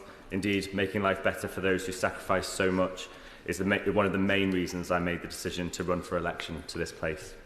In Weston-super-Mare, it has been a privilege getting to know some of our residents caring tirelessly for loved ones in the most challenging circumstances. I'd like to pay tribute to carers in my constituency, specifically to Pat O'Connell, Jan Kwan and everyone at the Parkinson's UK Weston-super-Mare branch for being so fearless in fighting for appropriate care services for their loved ones. I'm in awe of their love, compassion and conviction to secure better care and respite services, not just for themselves, but for everyone. It is a real tragedy that the care system wasn't able to provide them with suitable respite from the 24/7 care they provide, and I am continuing to fight their corner and the corner of all carers across the constituency. Weston-super-Mare is an extraordinary place, full of a vibrant mix of people. Since my family moved to the village of Qstoke in 2001, Weston and the surrounding areas have become deeply intertwined with our lives. I may still have my Stokey accent, a love of pottery and Staffordshire oatcakes, but Weston is now where my heart is. It's a town where you can find someone with roots from across our nation or from across the world. My younger sisters Emily and Lauren have become expert code switchers between Stokey and West Country based on the situation, but my younger brother Scott has embraced the local lingo, and I can almost hear him now saying, "All right, my lover." Weston has provided us all with a friendly community, a beautiful coastline, and the best British seaside experience in the country. That's a fact. It's hard not to feel immense pride being here, and whilst I won't play favourites with our local chip shops or ice cream stops, I can assure you there are many excellent choices in the town. This year we celebrate the 160th birthday of Burnbeck Pier, Weston's oldest pier, closed for nearly 30 years. Its restoration has been a labour of love for so many people who've worked tirelessly to preserve this piece of our history, and I am really overjoyed to be the MP who will hopefully see it brought back to life for our community and for commercial use.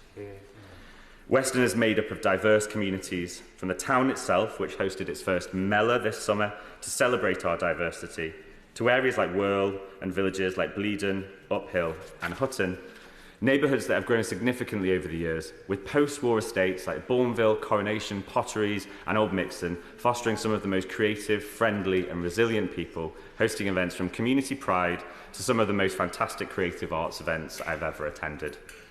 I come from a community just like those.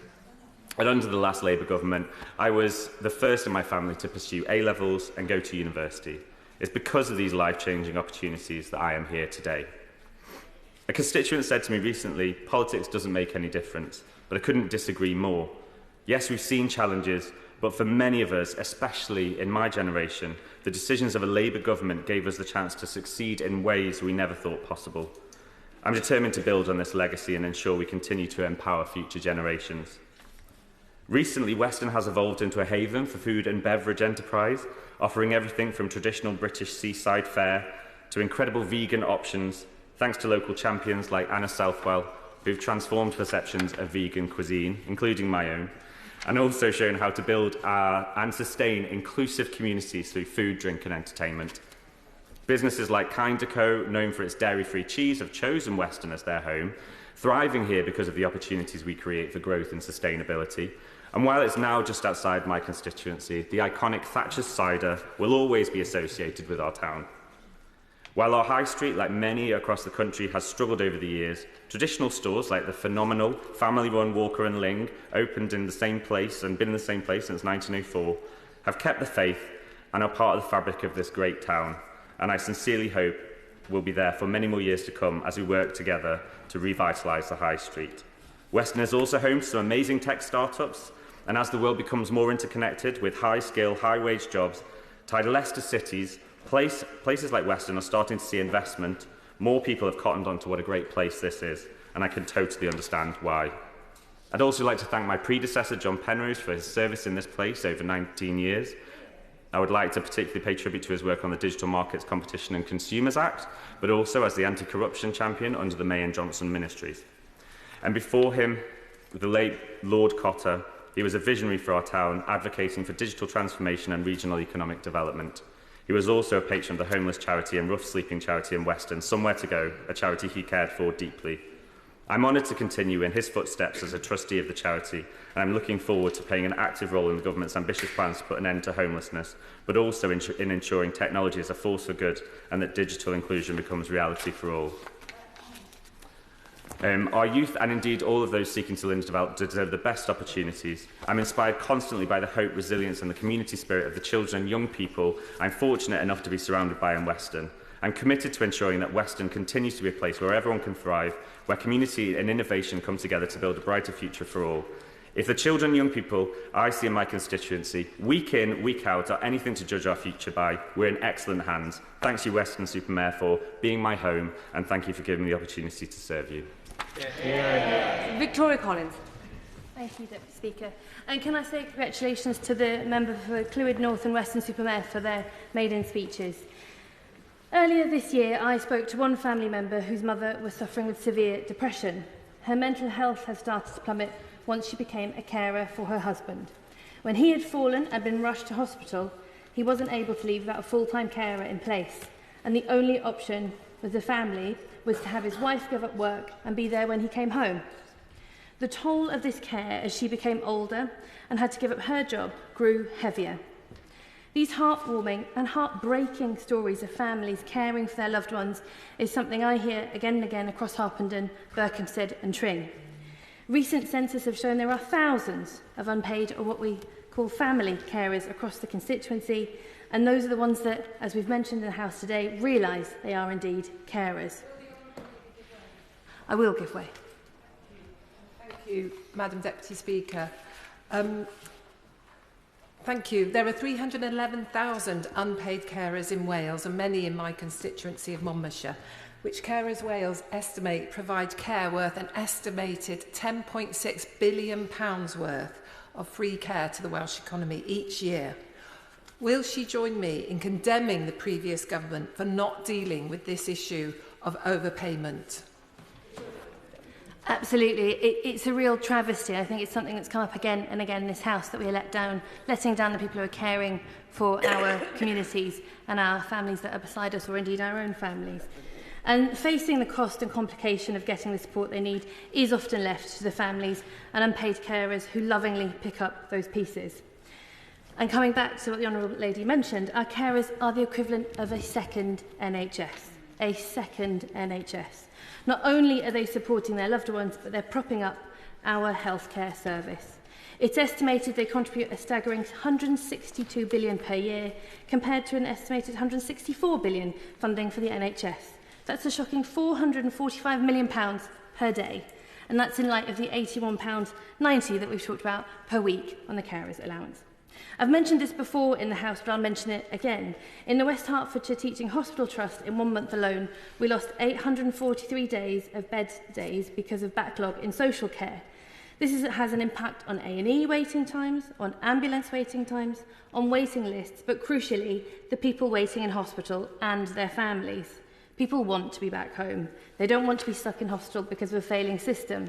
So taking care of care and our carers is not just the right thing to do, but it's there because it helps all of us.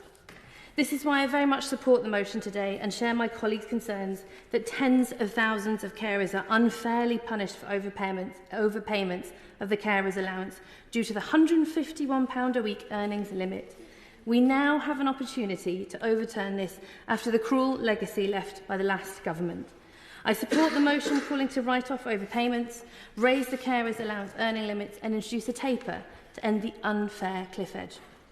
I do welcome the review, and I call on the government to ensure that it helps support carers to help juggle work and care, and indeed, as my Right Honourable Member for Carshalton and Wallington highlighted, brings carers into that. We must ensure that all carers of all ages are given the care that they need. We must support those who support our loved ones and who are supporting our NHS and every one of us in ways that we may never know. Thank you, Madam Deputy Speaker. Can I thank the honourable members for their constructive contributions to this debate on a topic that I know is important to all of our constituents. The enormous contributions made to our communities by unpaid or family carers have rightly been recognised across the House. We know that our country would grind to a halt without them, but many today are pushed to breaking point, caring for those that they love, and that cannot be right. Madam Deputy Speaker, the treatment of unpaid carers unknowingly overpaid their carers' allowance under the previous administration was unacceptable. Having spoken to unpaid carers in Hertford and Stortford, I know that these failures have caused many of them stress and, shockingly, left some even in fear of claiming the carers' allowance to which they are rightly entitled. I know that local benefits advice has been invaluable to these residents, and I'd like to take this opportunity to pay tribute to the work of Citizens Advice East Herts and other groups who offer a lifeline to those in need of support. Can I welcome the announcement today from the Minister that this government will launch a review into carers' allowance overpayments. I'm pleased that this review will look not only at what went wrong previously, but importantly, how we can prevent such problems in the future. I know that this is a review that will be welcomed by carers and unpaid family carers in my community. I'm proud that this government recognises the challenges faced by unpaid carers, and it's essential that we consider how we can provide them the support that they rightfully deserve. I'm heartened by our commitment to introduce flexible working as a right, to provide time away from work for caring responsibilities, and to join up services so that my constituents do not have to battle to get the care for their loved ones that they need. And I think it's important also, Madam Deputy Speaker, that we do turn to the task of delivering the much-needed reform we need in adult social care. This government's commitment to reform of the sector with an ambition to build a world-class national care service is something I'm sure we would all support. It's right that this will be a project undertaken in collaboration with care users and their families, sector partners and care organisations, to ensure that their lived experiences are at the heart of the social care system that we build. And I look forward to working with those groups in my constituency to make sure their voices are heard. We will all have received correspondence from constituents sharing their personal experiences of the social care system. Many of us will have relatives or friends who've struggled to access care themselves, and others will have caring responsibilities too. Now is our opportunity to fix unpaid care, the social care system more widely, deliver lasting change for the future, and I warmly welcome today's announcement and this government's programme for reform. Thank you. Is Liz Jarvis? Thank you, Madam Deputy Speaker, and I'm speaking to you today as someone with direct personal experience of battling the care system. Since I became the MP for Eastleigh, I have been contacted by numerous constituents who have been asked to pay back thousands in overpayments by the DWP. One is a single parent of a child with special educational needs who worked narrowly over the threshold and has had her allowance cut completely. She has been left without her allowance and is now repaying the overpayment, struggling on a limited income while caring for her son. The carers' allowance overpayment scandal highlights deep flaws in our social security system. Unpaid carers, those dedicating their lives to caring for loved ones, are being unfairly penalised. Many of these debts could have been avoided if the previous government had fixed system failures and responded to warnings. This system needs urgent reform. The government must take responsibility and compensate carers for overpayments that could have been prevented. I welcome the news that the government is to review overpayments in the carers' allowance scandal, but for the sake of all the vulnerable carers facing penalties, I hope that we see urgent action to rectify this situation too. The financial reality for carers in Eastleigh is incredibly challenging. 23% of unpaid carers in the UK live in poverty, and many are forced to leave work because of their caring responsibilities. 1 million carers across the country are relying on a carers allowance of just £81.50 a week. We must raise the earnings cap, allowing carers to continue working without fear of financial penalty. But financial instability is just one aspect of the difficulties carers are facing as we head into winter. Changes to the winter fuel payments will impact the 1.2 million unpaid carers over 65. Estimates show that 1.2 million carers are already in fuel poverty, with 42% of caring households struggling to heat their homes. This highlights the urgent need for more targeted support to ensure carers aren't forced to choose between caring and basic necessities. We need urgent reform of carers' allowance, better pay for care workers and more support for unpaid carers. The social care crisis is leaving too many in Eastleigh stranded in hospital beds because there aren't enough care workers to support them at home.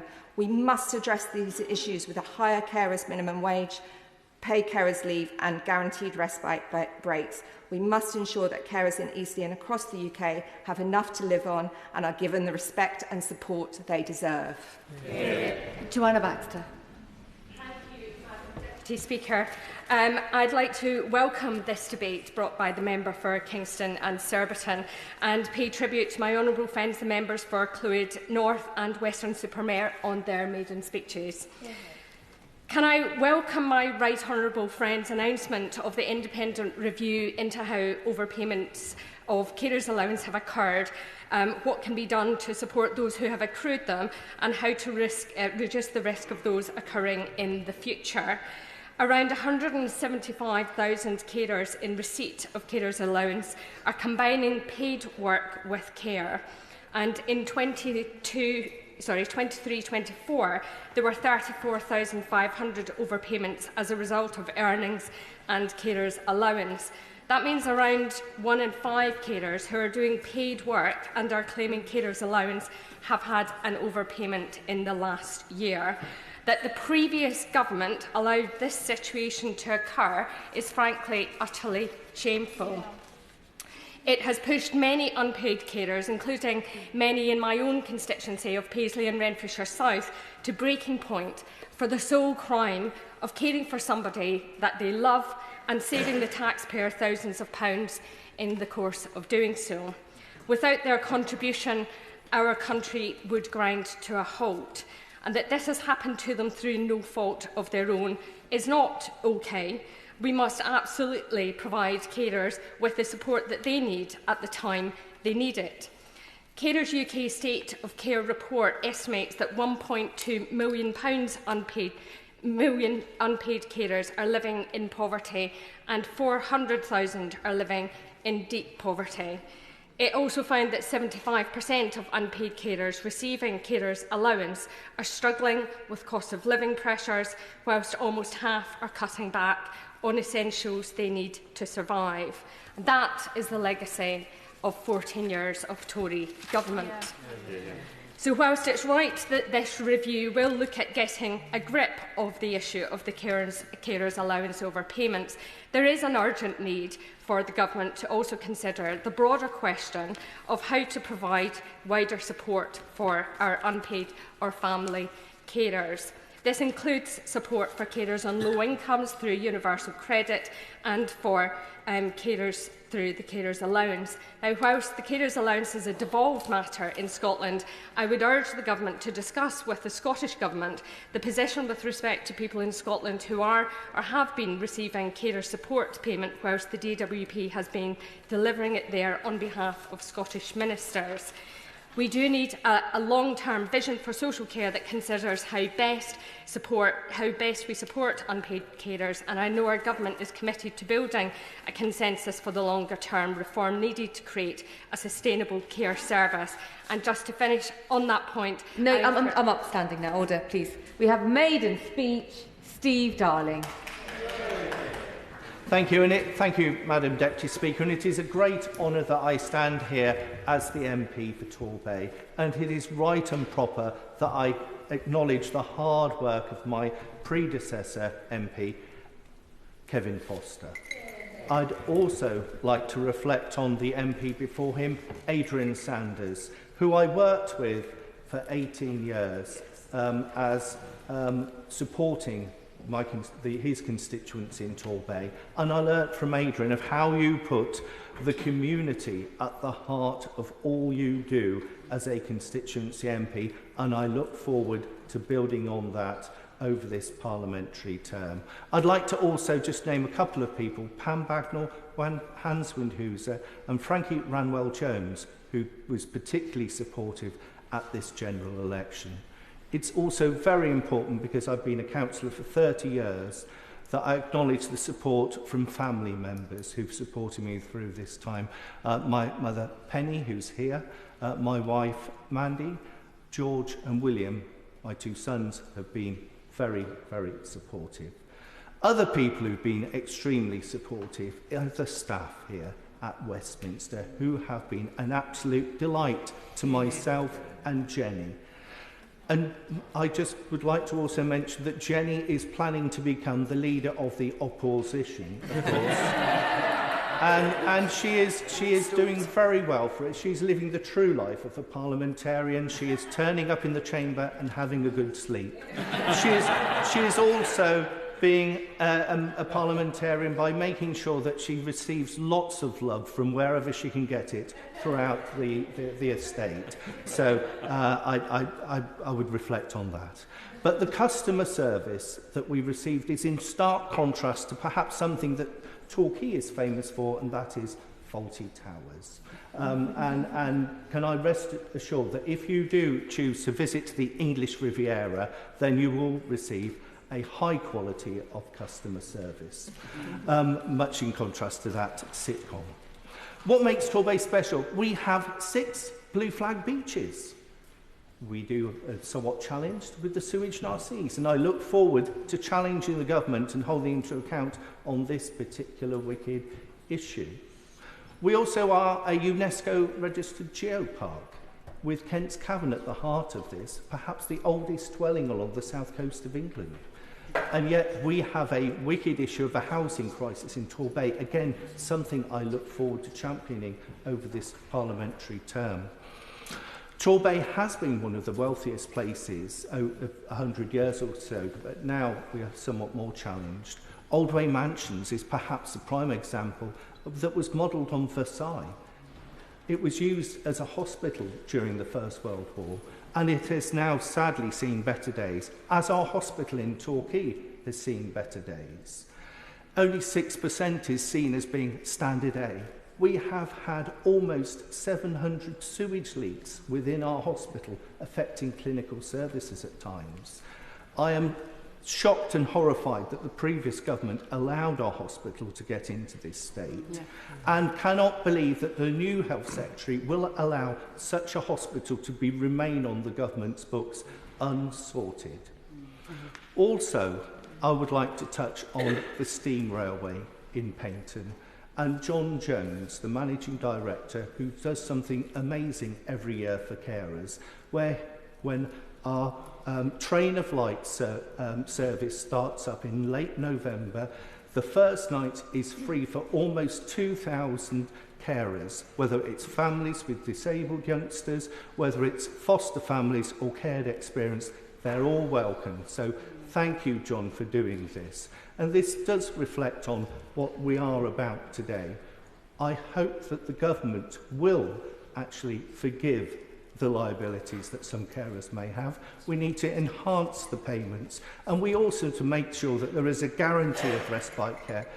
And I'd just like to conclude by saying to the people of Torbay, it is the honour of my life. I look forward to championing Torbay throughout this Parliament that is ahead of us. Thank you. Superb timekeeping. Dr. Anna Dixon. Thank you, Madam Deputy Speaker. And I'd like to thank the members opposite for bringing this important issue for debate, and particularly to congratulate a number of my fellow members for their maiden speeches, in particular the Honourable Member for Torbay. And I would also like to extend a welcome to his honorary canine member, Jenny, to this House as well. Wonderful to hear from you, and I'm sure your family will be incredibly proud. In my own maiden speech, I said that carers would be the group of people for whom I would speak up in this place. And for me, it's personal. My mother spent much of her life caring for my grandmother. And I hope that in time I'm going to be able to take up the fantastic work of the member for North East Fife as the co-chair of the APBG Carers. I served as a chair of a commission for the archbishops on the future of social care in England. In the process of that Reimagining Care Commission, I listened to unpaid family carers, and they told us that they were stretched to breaking point. They give selflessly, but at a huge cost for them personally, their own well-being, and as we've heard in this debate, financial sacrifices and often their ability to work. They have to fight every day to get care and support for their loved ones. They do it with support from fantastic organisations like Carers Resource in my own constituency. In that report, Reimagining Care, we proposed a new deal for carers to make sure that carers are valued and can give out of love and not necessity. But as we've heard today, they are being punished for trying to juggle care and work. So 2.8 million carers are trying to do that. And in doing so, are finding that because of this earnings threshold, are inadvertently finding that they're breaching the earnings threshold, and as a result, are having to face these overpayments. I wrote to the Right Honourable Member for East Ham about this scandal, and it is a scandal that this was known about by the last government with an NAO report and a Select Committee report on their desks, and they did nothing. So I really welcome the fact that the government have seized this issue, have set up this independent review, and I look forward to seeing the recommendations. I'm glad that this is part of a wider review to look at support for carers. It's clearly a huge building block for a national care service. As we've heard today, we cannot deliver a national care service without valuing the vital role that carers play, giving love to disabled adults and older family members. So I'm very glad that we're putting this issue and this wrong right today. Thank you. Jamie Stone. I'm going to be very brief. I support everything that's being said today. I support the motion, and I look forward to the government's response. Now, as many people know, Madam Deputy Speaker, perhaps yourself included, I am an unpaid carer myself for my wife Flora. But with the salary I receive as an MP, I can afford to do this. But I care for my wife because I love her, and she's been disabled for 25 years. What I want to talk about is one aspect of the support we get. Now, when I'm here in Westminster, there's a wonderful team of professional carers who come in and look after my wife and come and see her every morning and see what needs to be done. They're fantastic people, and I owe them such a big debt. And this is why I'm going to actually try the patience of the House slightly, Madam Deputy Speaker. I want to mention an aspect of these carers that is not helping them, and that is the remuneration they receive from mileage. In Scotland, for the first 3,500 miles, you get 61 pence a mile.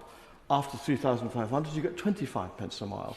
And if you think about the vastness of my constituency, the size of half of Wales, they tell me, and the mileages they have to do, it's not good news. And a lot of these wonderful people are packing up and calling it a day and saying enough is enough. Now, in Sutherland, in northwest Sutherland in particular, in Wester Ross, we have an ageing population that desperately needs this kind of support. And these people are just giving up and going. And it's not because they don't care for the people they're helping, but they can't afford it. They simply cannot afford it. They run into, it costs them far more to run their car than they're receiving on these vast mileages. I will give very honourable lady. On the issue of payments for carers, my husband is a full-time carer for his mother who had 3 strokes, and the amount of money that carers are actually saving in out-of-hospital care provision that would have been paid for through NHS workers is actually a very large savings. And the lives that are saved long-term, those that have had carers that are there in their homes, the mild compensation of mileage in relation to how much they are actually saving the NHS in out-of-hospital care provision and also in long-term provision for that person's life is something that I think we should look at as a cross-party endeavour. Thank you. Well done. The Honourable Lady makes a very, very wise point, and it goes to demonstrate the interconnected nature of unpaid carers and professional carers, because the best solution is when they work together. I'm going to conclude simply with this, Madam Deputy Speaker. Look, we have a problem. It's perhaps not pertinent to the Minister before us today, but I do hope that the Treasury and perhaps the Scottish Government will meet and talk about this issue. These remuneration rates for managers have not been revisited to 2011, and since then we've had about 40% inflation. So we can see what's wrong. Let's sort the problem. Daniel Francis. Speaker, and thank you to the Right Honourable Member for Kingston and Surbiton for bringing this debate today. I'd like to pay tribute to my honourable friends for Clwyd North, Weston-super-Mare and Torbay for their maiden speeches. Firstly, I'd like to put on record my thanks to carers across Bexley from Crayford and to fantastic charities locally, Bexley Snap, Bexley Voice, Bexley Mencap, Carers Support Bexley, Crossroads Care, Evergreen Care, Mining Bexley and Irish Community Services for all they do to support communities back in my patch. And being a carer is often unexpected. You know, we all see people who come to us when a loved one is diagnosed. As I referred to in my maiden speech, for my wife and I, we knew about that at 12 days when one of our children was diagnosed with cerebral palsy. And we see that day to day as carers and the support that we have to give to her. And I thought today about the pressures that are there, not just those mental health pressures and those caring pressures, but those pressures of managing the bureaucracy, quite frankly, of applying and renewing for your Freedom Pass and Blue Badge, dealing with administration of appointments at 4 different hospitals in our daughter's case, the constant appointments and calls to ensure that your child's wheelchair is working to support them, organising, constantly chasing for the correct equipment at home, reapplying for your DLA every 3 years, trying to find the respite to allow you a break and ability to work, exploring the minefield that comes with disabled facilities grants, and the complexity of being an employer with your direct payments, arranging shifts, issuing contracts, running payroll every month, paying the insurance, calculating your staff's holidays, and ensuring you have the support there just to get that 8 hours care per week in our case. And in our case, I've twice exhausted through stage 1 and stage 2 complaints, the complaints process with our own Conservative local authority, on one occasion when they didn't pay the payments for our carers for 6 weeks, and one occasion when they didn't pay the payments at the national minimum wage. So that really does add to that burden and that, that pressure on carers. In our case, we don't claim that carers support, but I know firsthand that pressure when you are having to battle, the system when it isn't paying for you. And I really do hope that the review today that's set up today will look at those overpayments and those issues that really do need to be able to be resolved for those on the front line. As I've said previously, Madam Deputy Speaker, I'll carry on pressing the Government to create a national sustainable care service working for unpaid carers, the sector partners and care organisations. And as part of that process, I will be supporting the Government's amendment today in the first steps to make things easier for carers in the years ahead. Yeah. Manuela Patigella. Thank you, Madam Deputy Speaker. May I praise the honourable members for their excellent contributions and maiden speeches. Unpaid carers are the hidden backbone of our social care system. Whether they're parents or grandparents caring for children with disabilities or SEND, individuals supporting a spouse or sibling, or those stepping into care for a relative in need. These carers provide tireless support with little recognition of help, and we already heard from my honourable friends and members across the House about the scandal of the carers' allowance overpayments and its devastating impact on families up and down the country. In my constituency of Stratford-on-Avon, countless carers are doing extraordinary work, often at great personal cost. Many are struggling to balance their caring responsibilities with their own health, financial stability, and for some, even their jobs. The weight of this responsibility can be overwhelming, especially without access to proper support services like respite care. We need a statutory guarantee for respite breaks for carers, breaks that are essential to giving carers the time to rest and recharge so they can continue providing vital care. At the same time, we cannot ignore the financial pressure that carers face. Carers' allowance is simply not enough to live on. It is the lowest benefit of its kind, and it's unacceptable for the carers, many of whom are unable to work due to their caring duties, are left struggling to make ends meet. We need to see a fair increase in carer allowance, uplift of the thresholds. This will make a real difference for families in my constituency, ensuring the carers are not forced into poverty while looking after their loved ones. And if you allow me, Madam Deputy Speaker, I also want to raise the issue of care provided by young people. In Stratford-on-Avon, many young people in full-time education are balancing schoolwork and studies while caring for a parent or sibling, often without the support they need to succeed in both roles. And I would like to see young carers' voice heard in the carer allowance review by the government. No young carers should be left behind simply because they have taken on the responsibility of caring for their loved ones. The government must set an urgent timetable to review the carers' allowance, simplify the system to show carers that they are valued for the essential work they do in today's Britain. Sarah Coombs. Thank you, Madam Deputy Speaker, for the opportunity to contribute to this important debate. For millions of unpaid carers in West Brom and around the UK, life is hard enough. They are the backbone of our care system, and yet they are woefully under-supported and under-recognised. Taking care of someone is the most generous act of human kindness, but the former government repaid these acts of service with hostile interviews, demands for repayments, and fighting carers in the courts. I welcome this new government's independent review, which recognises the invaluable contribution that carers make, and will investigate the overpayment of carers' allowance and how this was allowed to happen in the first place, and more importantly, how we can make sure it never happens again. I know myself what it's like to witness the care that one person can show to another, whether paid or unpaid care. My grandmother, my nanny as we called her, was looked after in the final years of her life in a care home. The team there provided tender care 24 hours a day, and they made life fun. My nanny was Irish, and even into her 90s was very partial to half a pint of Guinness, which the care home always provided her, and they always made St Patrick's Day good fun. And when she finally did pass away, the care didn't stop. When the cars went past the care home on the day of her funeral, all the staff were lined up outside with Irish flags to wave her goodbye. This Labour government is going to give paid and unpaid carers the recognition, the rights and the pay they deserve, and create a sustainable national care service, and I'm very proud to be part of that. In my borough of Sandwell as a whole, the percentage of people providing over 20 hours of unpaid care a week is well above the national average. And for many people in my constituency, caring for their loved one is more than a full-time job. For those who are able to go to work, they find themselves having to restrict their hours they're on for fear that they'll inadvertently overstep the earnings limit.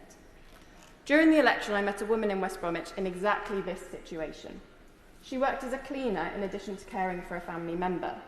She was really struggling to make ends meet, but felt trapped for fear of the penalties she will incur if she went even a few pennies over the earnings limit. This motion, brought by the party opposite, is right to condemn the previous government for failing to address the scandal of repayments. Lots of carers were not even notified that they had exceeded the earnings threshold. For some, the allowance was stopped without warning, causing severe financial difficulties, and others will spend years repaying with the anxiety and stress that that brings with it. Can you imagine, on top of all the other responsibilities that unpaid carers take on for their loved ones, they have been made to feel like criminals? So, Madam Deputy Speaker, I support the government's intention to quickly get to the bottom of carers' allowance overpayments and consider how we provide support for unpaid carers, many of whom have been pushed to breaking point just for looking after the people they love.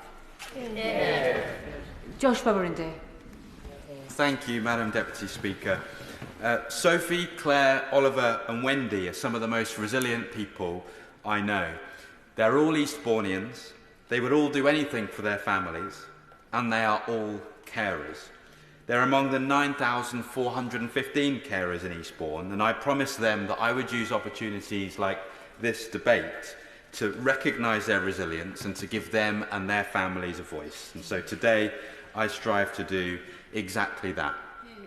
I strive to do it particularly with respect to the need for the wider support for carers that the motion refers to. Now, Sophie Ticehurst and her family care for Sophie's 24-year-old brother Jack, who has autism and is non-verbal. They rely on the Linden Court Day Centre that supports people with learning disabilities for Jack's care, but also for their respite. But that centre is facing closure after years of Conservative underfunding, and it would be devastating for them if that went ahead. As would the proposed closure of Milton Grange Day Centre, particularly for people with dementia, again down to the Conservative County Council. And this place serves as essential respite to Claire, whose 82-year-old mum benefits from their amazing care. Madam Deputy Speaker, where is the care for the carers? We urgently need the government to intervene to properly fund our local authorities so that these essential care resources can be protected. I also want to pay tribute to Oliver Davis, a young carer in my constituency. He's a 14-year-old Eastbournian, and since the age of 8, he's cared for his mum, who lives with significant cardiac issues and the long-term effects of a stroke. His mum said that he never complains about being a carer.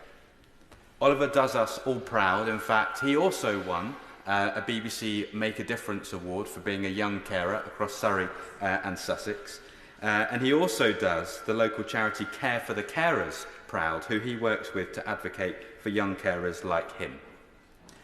Lastly, I want to turn to Wendy Turner, a different type of family carer, a kinship carer, who, Madam Deputy Speaker, you know. She stepped up to take her 2 grandchildren into her care when she was 53. But she is shortchanged by our system that unjustly offers her a lower kinship care allowance than the local fostering allowance. That needs to change. Where is the care for the carers, Madam Deputy Speaker? Our carers do so much to lift people up, but time after time, our system wears them down. Enough is enough. I say to the government, dignify their experiences with action, honour their stories with reform, and never take our carers for granted. I don't want to be seen being too kind to a fellow Sussex MP, but it is indeed kinship carers who are visiting here today. I now go to Rachel Blake. Thank you, Madam Deputy Speaker. And can I just put on register an interest? My husband works for an organisation which allocates funding to Carers UK. Thank you, Madam Deputy Speaker. It really is a privilege to follow such thoughtful contributions, and particularly those who are bringing forward such powerful personal testimony as well. My honourable friend from Bexley-Heath and Crayford, and my honourable friend from West Bromwich. I really do welcome that the Liberal Democrats have brought forward this opportunity to discuss this important issue.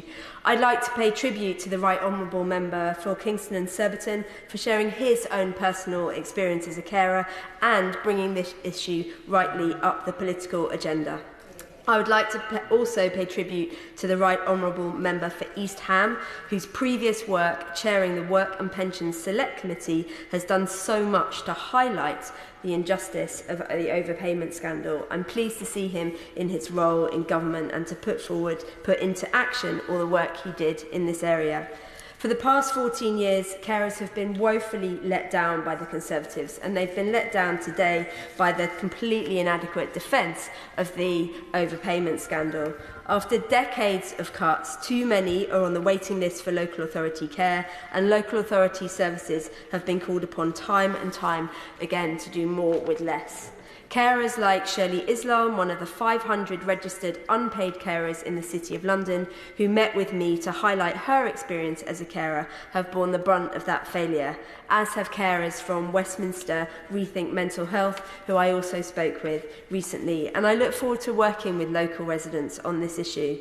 And nowhere is the last government's failure to administer basic services more evident than when it comes to carers. Under the previous government, the Department for Work and Pensions saddled thousands of carers with unnecessary financial burdens at a time when they had more than enough on their plate, including the 34,000 carers who receive fines of up to £20,000.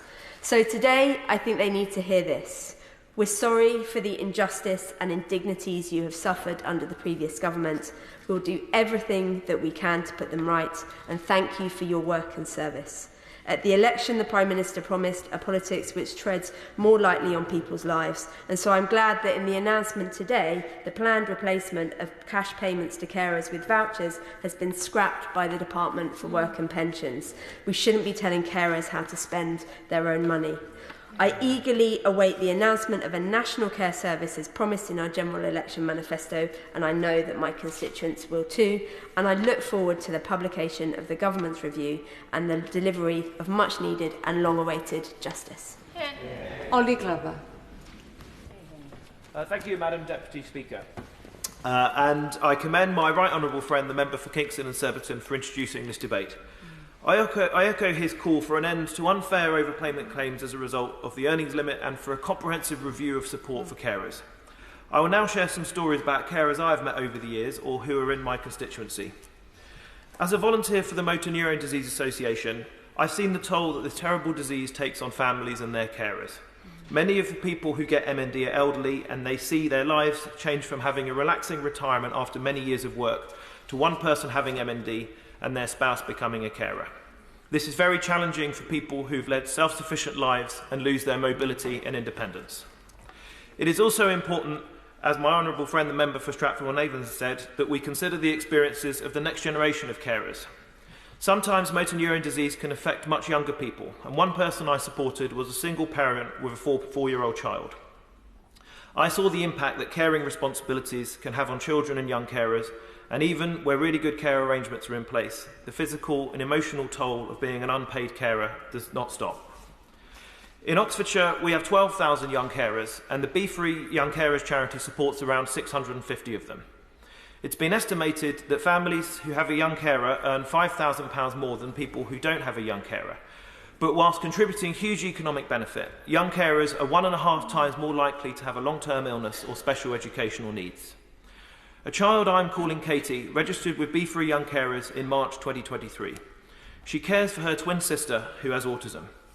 In April 2023, Katie attended a one-to-one session which enabled her to open up about how she was feeling and what support she needed to continue her schoolwork. Later that year, Katie's dad was diagnosed with MS, which added further pressure and led Katie's sister to try to take her own life. After such a series of events, many children would have struggled, but Katie has coped and is doing well. She has attended 13 respite trips over the last 2 years, including the Young Carers Festival, and has a lovely group of friends. And she is also a member of the charity's youth panel. She has spoken about the Be Free Young Carers charity on local television news. Madam Deputy Speaker, it's vitally important that we support all carers, including young carers like Katie, and I commend this motion to the House. Chris Vince. Thank you, Madam Deputy Speaker, for allowing me to speak in this debate. While I've already mentioned a few times in this place, carers played a different role in my journey into this chamber. I worked first-hand with young carers for 2 years, 2.5 years in fact, until I was elected to this place. And I really welcome the use of the phrase family carers in this debate. The charity I work for was actually called Action for Family Carers. So it is an issue I always welcome an opportunity to speak to. And although I recognise that young carers are not eligible for the allowances that we're talking about, I beg this Chamber's permission to mention them in this debate and at any opportunity. In that job, supporting specifically young carers, I saw every day the toll that carers undergo in their day-to-day life. I recognise all carers have been given a raw deal where they've been pushed their limits to their breaking point, looking after people they care about, people that they love. Since I was elected to this place, I've heard from carers who have suffered massive amount of anxiety due to the pressure put on them because of the overpayment scandal. Carers whose lives have changed, who have given up careers to become carers for their loved ones. And of course, young carers who don't even consider going on to higher education because of the anxiety of leaving their cared ones behind. This cannot go on. This is a situation that is not only untenable, it's unworkable, and most of all, it's damaging to those who rely on in our most vulnerable moments. That is why I welcome wholeheartedly the news that the government has today announced it will launch an independent review of the carers' allowance overpayments, led by an expert in the matter. This review will cut through the mistakes under the last government. It will lay bare what we can learn and will help us to avoid this happening in the future. There is no simple solution to improving the situation for unpaid carers, but this shows a clear commitment to finding the best way to improve it for many as possible for as long as possible. We owe it, and I will say it again, they're absolutely unsung heroes, and we owe it to them, to these unsung heroes who often go understated and unappreciated. Carers are the backbone of our society, and this review shows an important step in repaying our debt to them. Thank you. Joshua Reynolds. Madam Deputy Speaker. Carers in my constituency of Maidenhead have told me how they feel undervalued and feel invisible. They provide essential care to their loved ones, yet their contributions are rarely recognised. Carers like Harry, a resident in my constituency who provides care for his son. He feels the work that he does is taken for granted. Harry cares for his son because he cares. He wants to be there when his son needs him. However, he is not given the recognition that he deserves. He receives £81.90 a week in his carer's allowance. But when Harry's hours were extended at work by just 30 minutes a week to allow one of his colleagues to get to work on time after they finished the school run, something of course Harry was happy to do, and informed the DWP and was told it's all okay, he had no idea that he was accidentally going to be overpaid his carer's allowance. That was until the threat of fines and prosecutions came from the DWP. And to say that that added to a stress onto Harry's life, onto his son's life, that wasn't needed is a really large understatement. The health and well-being of carers is a critical issue for us, and many carers experience physical and mental health issues due to the demands on their caring responsibilities. Carers such as Margaret in my constituency, who cares for her 25-year-old son with learning disabilities. With her caring responsibilities, she's no longer able to work. She found the balance between her paid job and her unpaid job too much to handle. Margaret tells me how she rarely gets out of the house without her son. She's lost her network of friends and now feels isolated. Carers such as Margaret struggle to access the respite care they need due to high costs and the lack of availability. But it's the Liberal Democrats that believe that every carer should have access to regular and high-quality respite care, and want to introduce a statutory guarantee of regular respite breaks for unpaid carers. Because, Madam Deputy Speaker, carers are the backbone of our society. They provide essential support to their loved ones, often at great personal costs, and it's the Liberal Democrats that want to ensure that they receive the support they need when they need it. Thank you. Mary Claypoy. Deputy Speaker, and may I thank the Liberal Democrats for using this opposition deallocation for this important issue. And may I also thank County Durham Carers Support for the work they do across the county. This is a topic that's very personal to me, Madam Deputy Speaker, because I myself was a parent carer for my daughter Maria for 27 years, the whole of her life, in fact. Maria lived with severe cerebral palsy and needed round-the-clock care. I also had 2 other younger children, so I totally understand the issues around exhaustion, the stress, the fear, but also that tremendous joy from looking after a loved one. And the North East is a region of unpaid care, with 10.1% of the adult population in the 2021 census providing unpaid care for more than 50 hours a week. And as we've heard, we know it's women who are doing the hard graft. The Women in and the North report, which I encourage the Minister to read if they haven't already, states that many women who support family or friends don't even identify as carers. They just get on with it, regardless of the effect that it has on their health and well-being. And it's women in their 50s who are providing more unpaid care than the national average. In fact, they're contributing £10 billion of unpaid care to the British economy each year.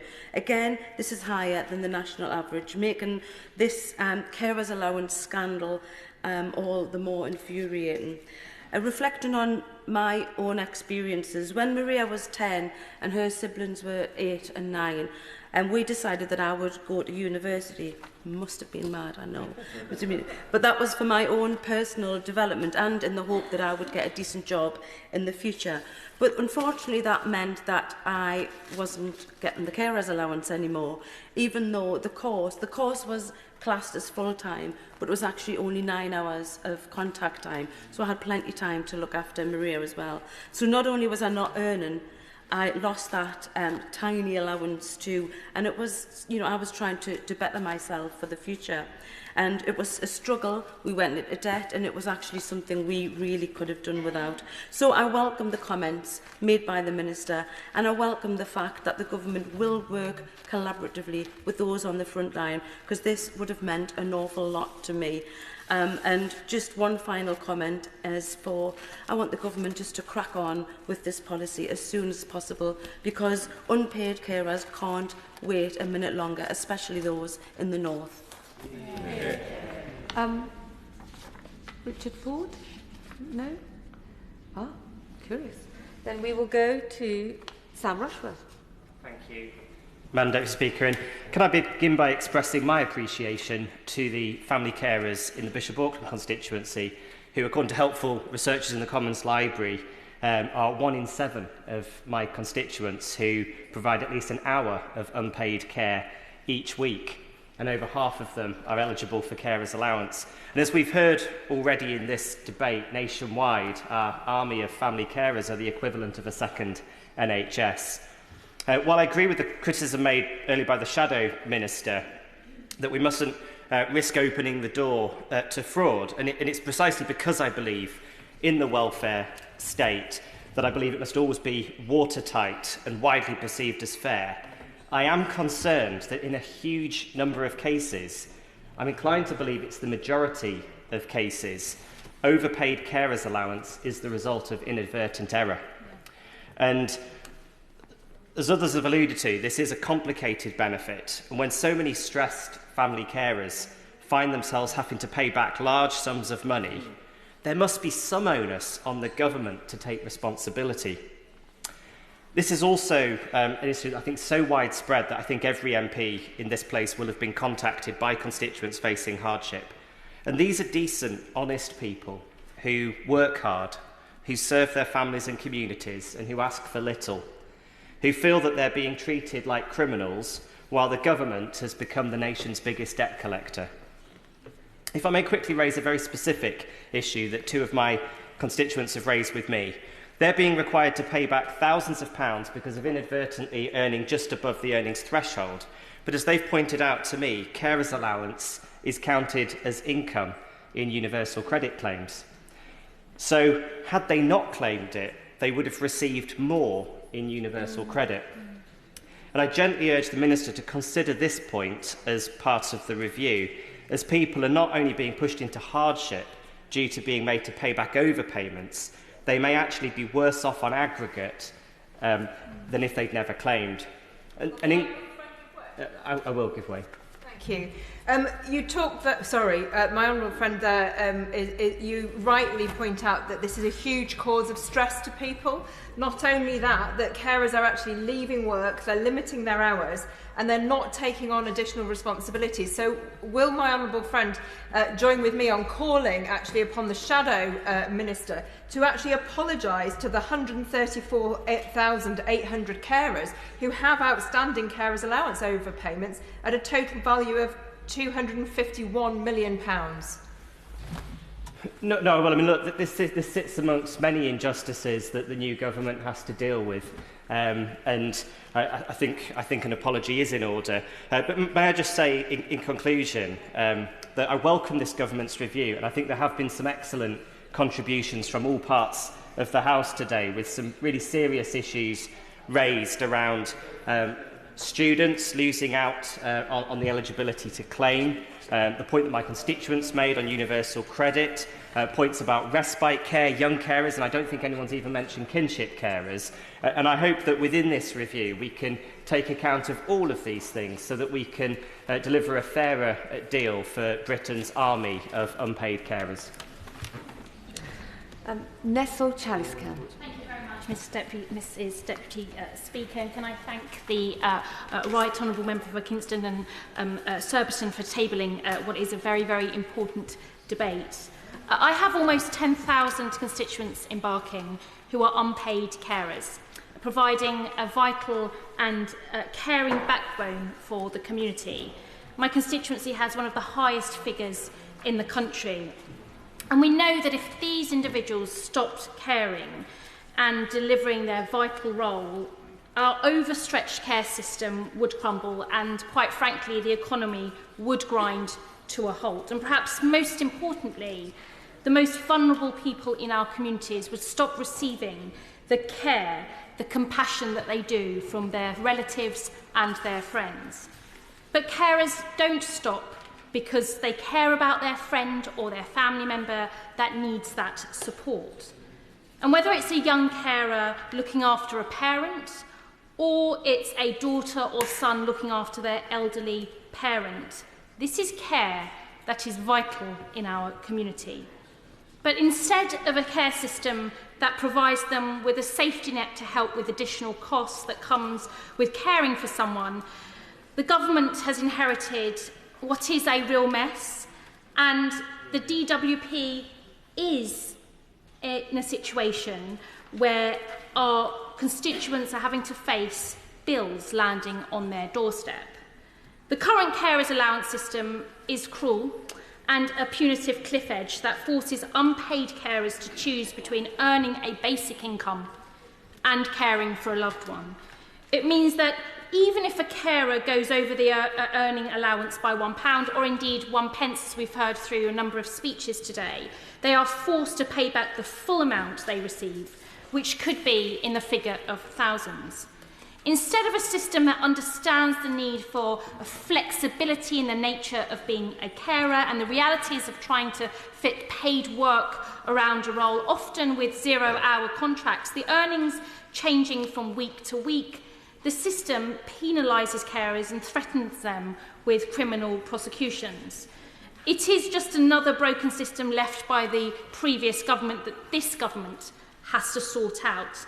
Another part of the foundations of our country that we will fix to rebuild Britain.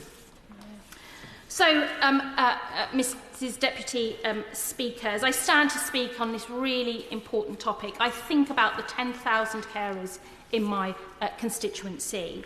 A vital amount of work will now progress and hopefully conclude swiftly from the government, so that the carers never have to choose between earning a proper income and caring for a loved one. Thank you. Yeah. Return from their comfort break, Richard Ford. Thank you, Madam Deputy Speaker. The Secretary of State for Work and Pensions was on the radio this morning, and I was listening to her describe on the BBC talking about how, quote, the benefit system can have a real impact on whether you incentivise or disincentivise work. And what I heard from her on the radio this morning is that this new government is intending to incentivise work, and in that I think we wish them well. I wish to highlight this afternoon the case of a constituent of mine, Amanda Jennings from Ottery St Mary, who reached out to me pleading for support. She is a mother and a full-time carer for her adult son who has severe autism. Amanda was recently notified by the Department for Work and Pensions that she owed almost £2,000 dating back to 2019 due to carers' allowance overpayments. And to compound that stress, a civil penalty was imposed. Her problem was that she had been receiving wage slips giving an hourly rate, and the payments were processed by an external payroll agent. So she didn't have a reliable monthly income like we do. Despite raising queries and assuming that the DWP was receiving up-to-date information, she was accused, wrongly, of misreporting her income. The consequences for her family have been severe. Her son, who had re-entered education after years in disengagement, has dropped out. Her own health has deteriorated, and she is not alone. Over 40,000 people nationally face similar financial penalties for minor income discrepancies. The Liberal Democrat stance is plain. Carers should not be punished for minor, unintentional breaches of income thresholds. The current system is rigid and punitive, with a cliff edge that does nothing to incentivise work at all. I heard the former Secretary of State for Work and Pensions earlier talking about the business of clawback and whether this could be done retrospectively. If we look back to the past, he perhaps needs to be reminded that with the furlough scheme, the last government failed to claw back millions and millions of pounds. In fact, the Public Accounts Committee reckoned £2.3 billion that was incorrectly paid to employers whose employees continued to work while they were receiving furlough money. And it is just like that former government over there to go after the people at the bottom of the pile who are most in need, when frankly it is the people who I've heard described today who most need the support. So I'm hopeful that this government will make the most of the independent inquiry that I'm glad to see it has set up, and will be making sure that any changes incentivise work and makes work pay. Thank you. Ben Coleman. Very much, Madam Deputy Speaker. This has been an extraordinarily interesting debate, and I'd like to pay tribute to everybody who's spoken and thank the, I suppose, the would-be official opposition opposite for having brought this debate to the House. In Chelsea and Fulham, my constituency, we have nearly 7,000 unpaid carers, and a quarter of those provide over 50 hours of care a week. And I know many of them. I know what a vital, tough job it is that they do for their loved ones. I also know the value that carers as a whole bring to this country's economy, which many speakers today have touched upon. And I know also that they deserve to be treated with kindness. And instead, they have been treated with cruelty. My honourable friend from Bexley Heath and Crayford touched on the local cruelty he has experienced from his Conservative council. But nationally, through a mixture of official incompetence and political indifference, carers have been treated cruelly. We have to be clear, the Department for Work and Pensions cocked up here, cocked up badly. When carers told officials dealing with universal credit that they breached earning limits, officials didn't pass this on necessarily to carers allowance officials. When carers allowance officials were alerted of breaches, they didn't act for months in many cases. They didn't look at their emails. So payments were allowed to build up, as has been remarked, as much as £48,000. And then they swooped in, the Department of Work and Pensions. They swooped in, they threatened prosecutions, they threatened penalties. They didn't listen in many cases to perfectly reasonable explanations. And they brought in a technical solution which itself failed to sort the problem out. Why? Because it was woefully under-resourced. And those at the top of the Department of Work and Pensions have never properly apologised for the cruel system that they allowed to maintain for so long. And why didn't they do this? I think it's very simple. They took their cue, as people in the civil service do, from those above them, from their political masters, from the ministers. And the Shadow of Secretary of State was asked by the would-be leader of the opposition if he had ever asked officials how much overpayment was fraudulent. And from his response, I suspect it was a question that he never asked. And why didn't he do this? Equally, why did he fail to publish the DWP report in 2021 on the overpayment crisis until just before the election?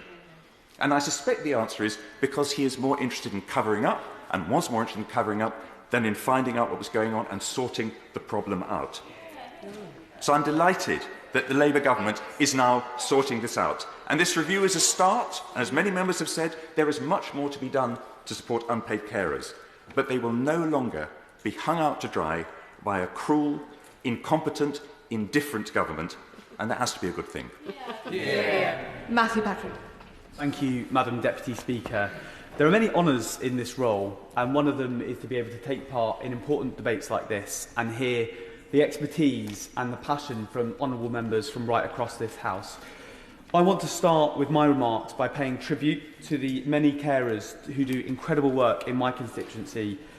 At times of immense need, they step in, day after day, supporting family members, making such an important contribution to those that they love and to our community.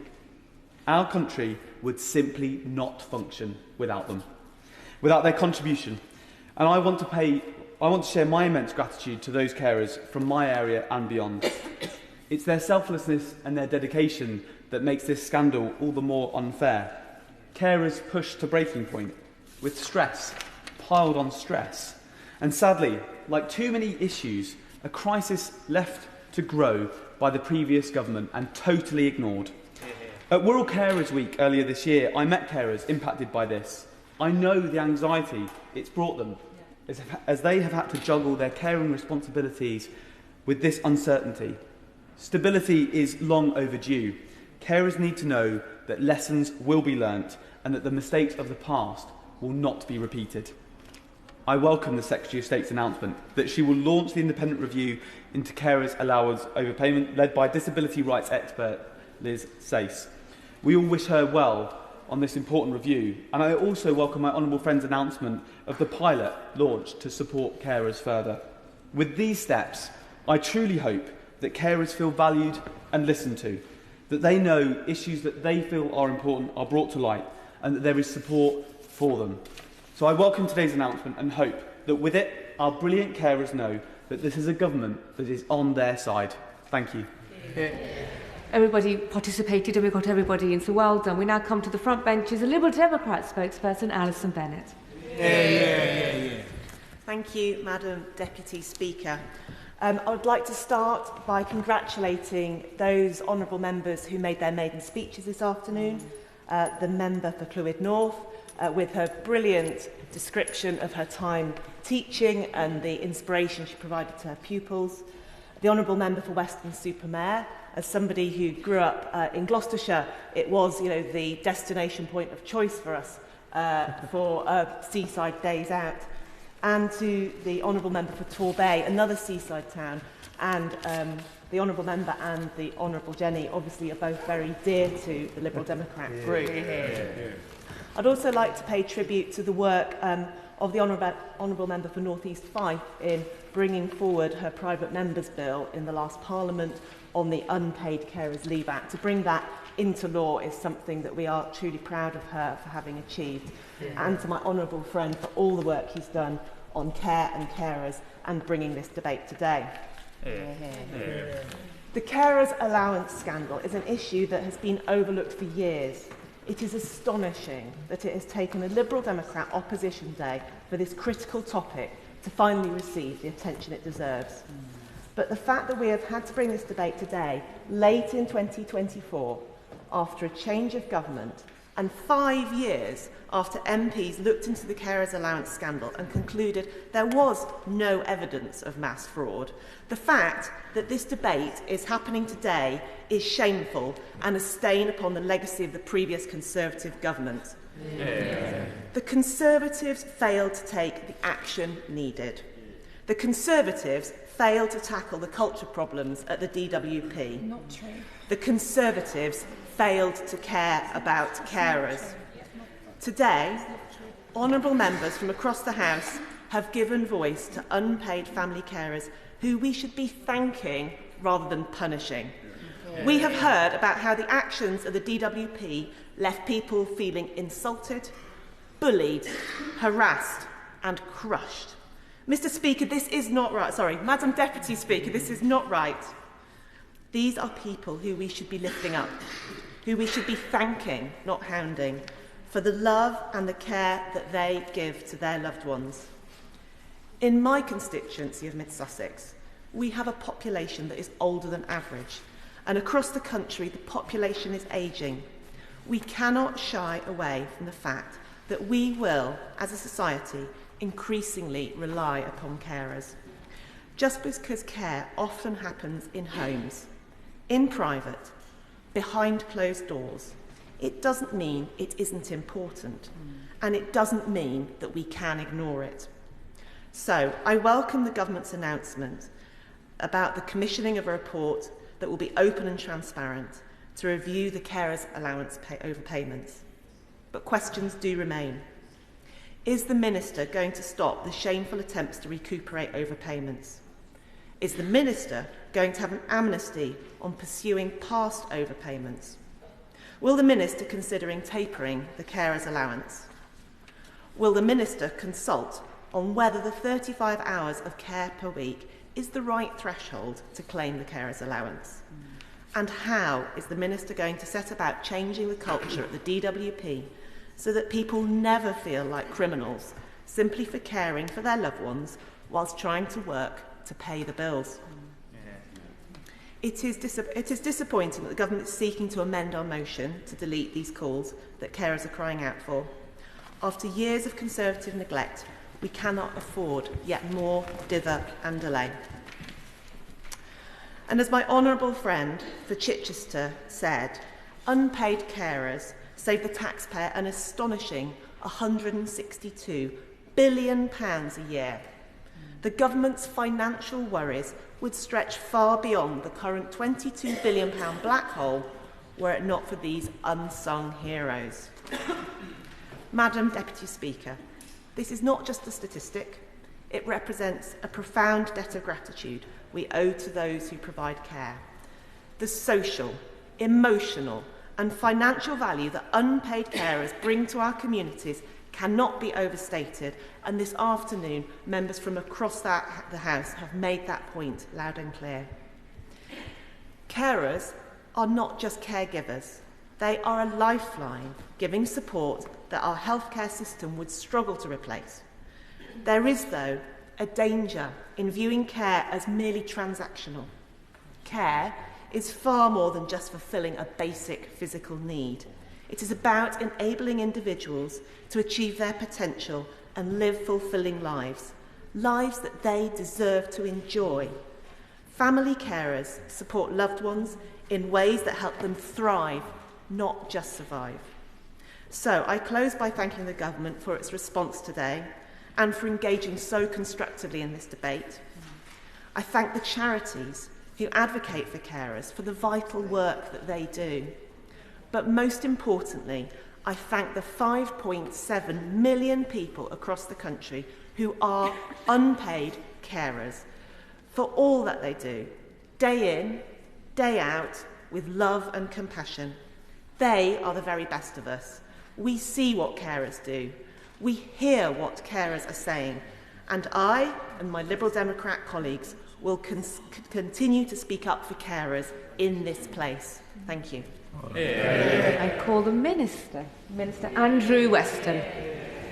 Thank you, Madam Deputy Speaker. I am pleased to be able to respond to this vital debate, one which in both tone and importance is one of the best that I have heard in my 2 years in this place.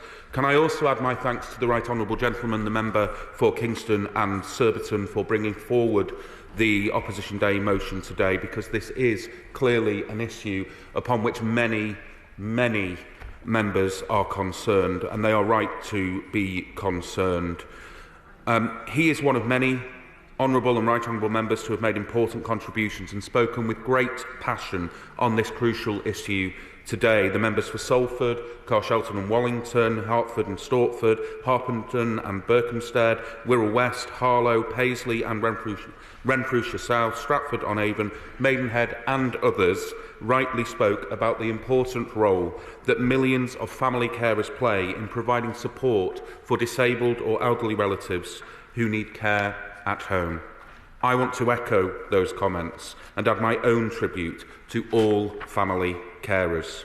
Much of their tireless work goes unseen and unrecognised, but like other honourable members, I am privileged to witness glimpses of carers' dedication through my correspondence and through events I attend in my own constituency. And running through today's debate, of course, was an underlying and understandable anger at the position we inherited from the last government, whereby family carers trying to do the right thing have been left with staggering overpayments, often running into thousands of pounds. As my honourable friend, the member for Birkenhead, set out earlier, we are making sure we understand precisely what has gone wrong so we can put the system right for the long term.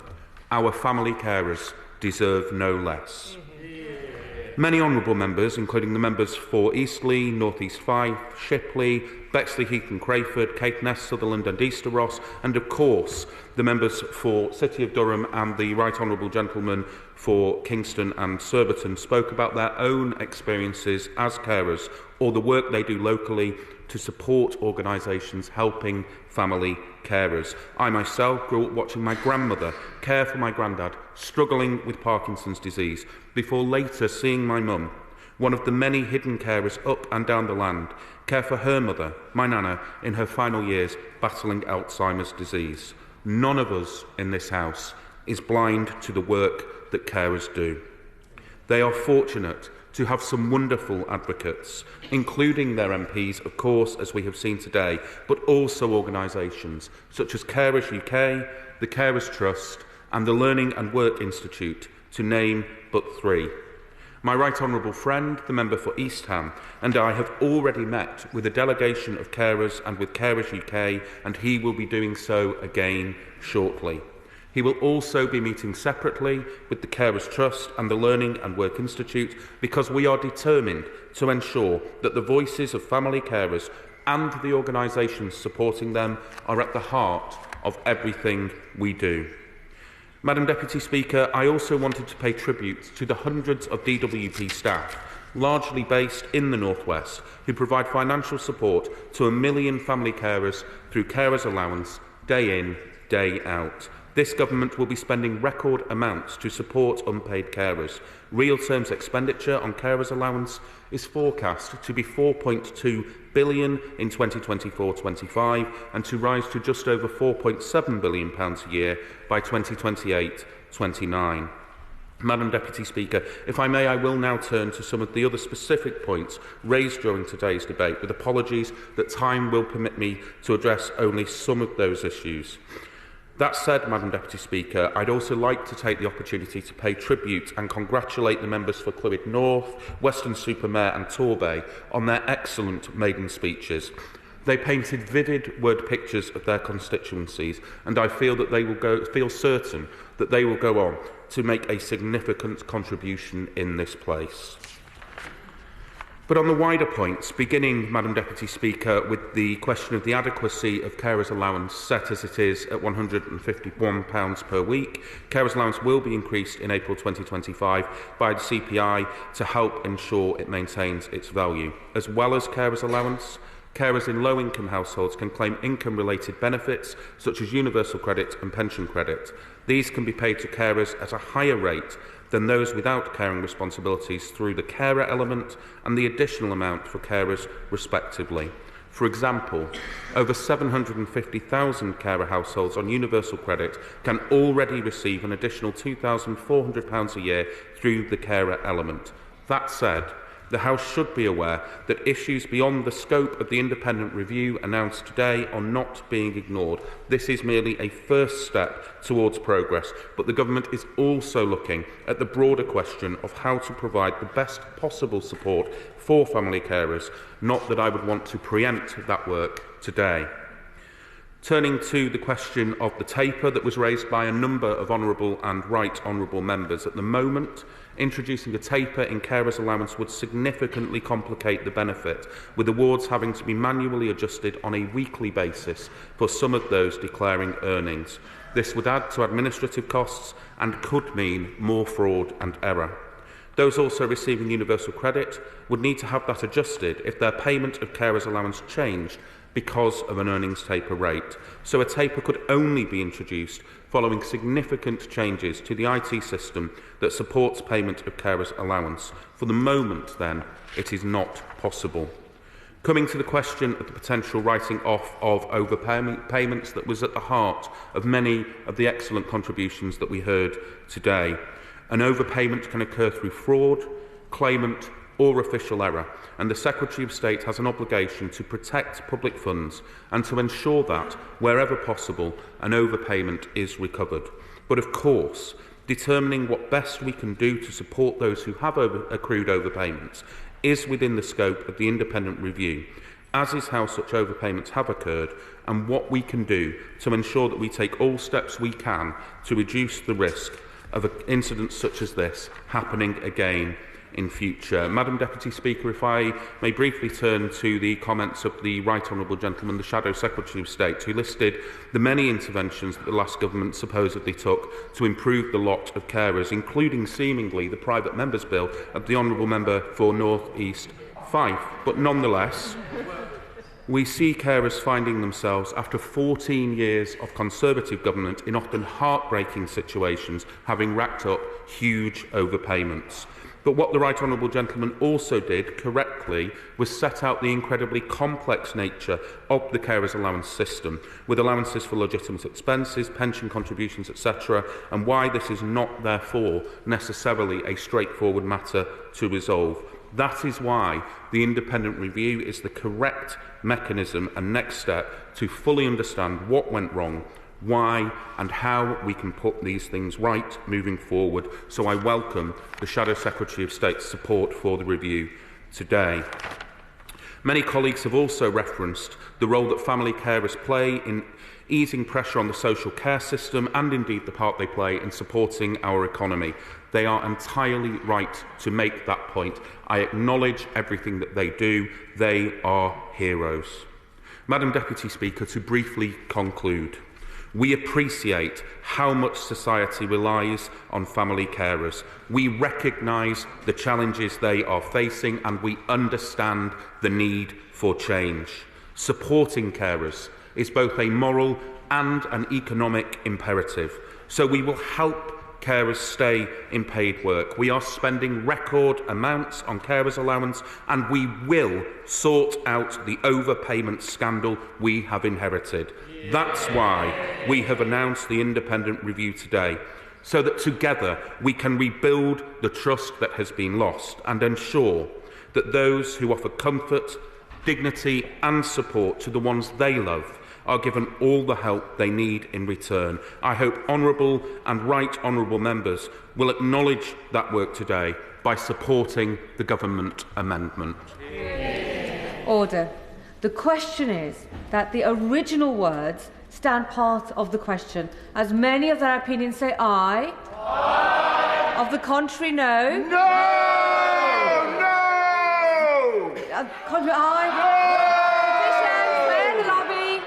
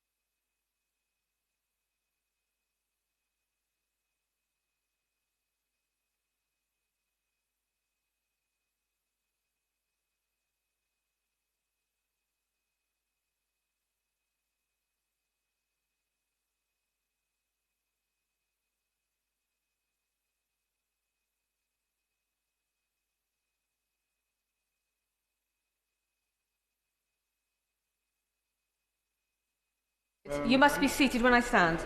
Seated when I stand. The question is, as on the order paper, as many of their opinions say aye. Aye. Contrary, no. Tellers for the ayes are Jamie Stone and Susan Murray, and tellers for the noes are Kate Dearden and Anna Turley.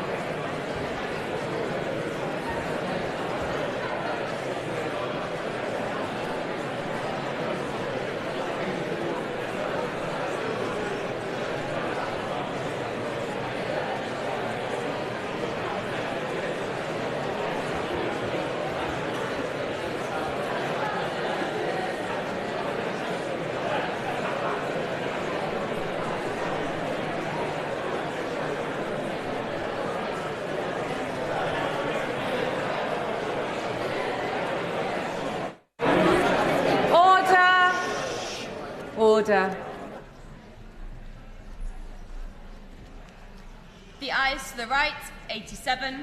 The noes to the left, 335.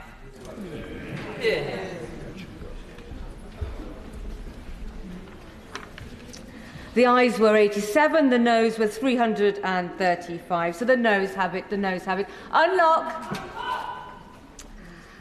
Now, the question is that the proposed words be there added. As many of their opinions say aye. Aye. Of the contrary, no. I think the ayes have it, the ayes have it. The question is the main motion as now amended. As many of their opinions say aye. Aye. Of the contrary, no. The ayes have it, the ayes have it. Right, I'll let the front benches change over for the next debate.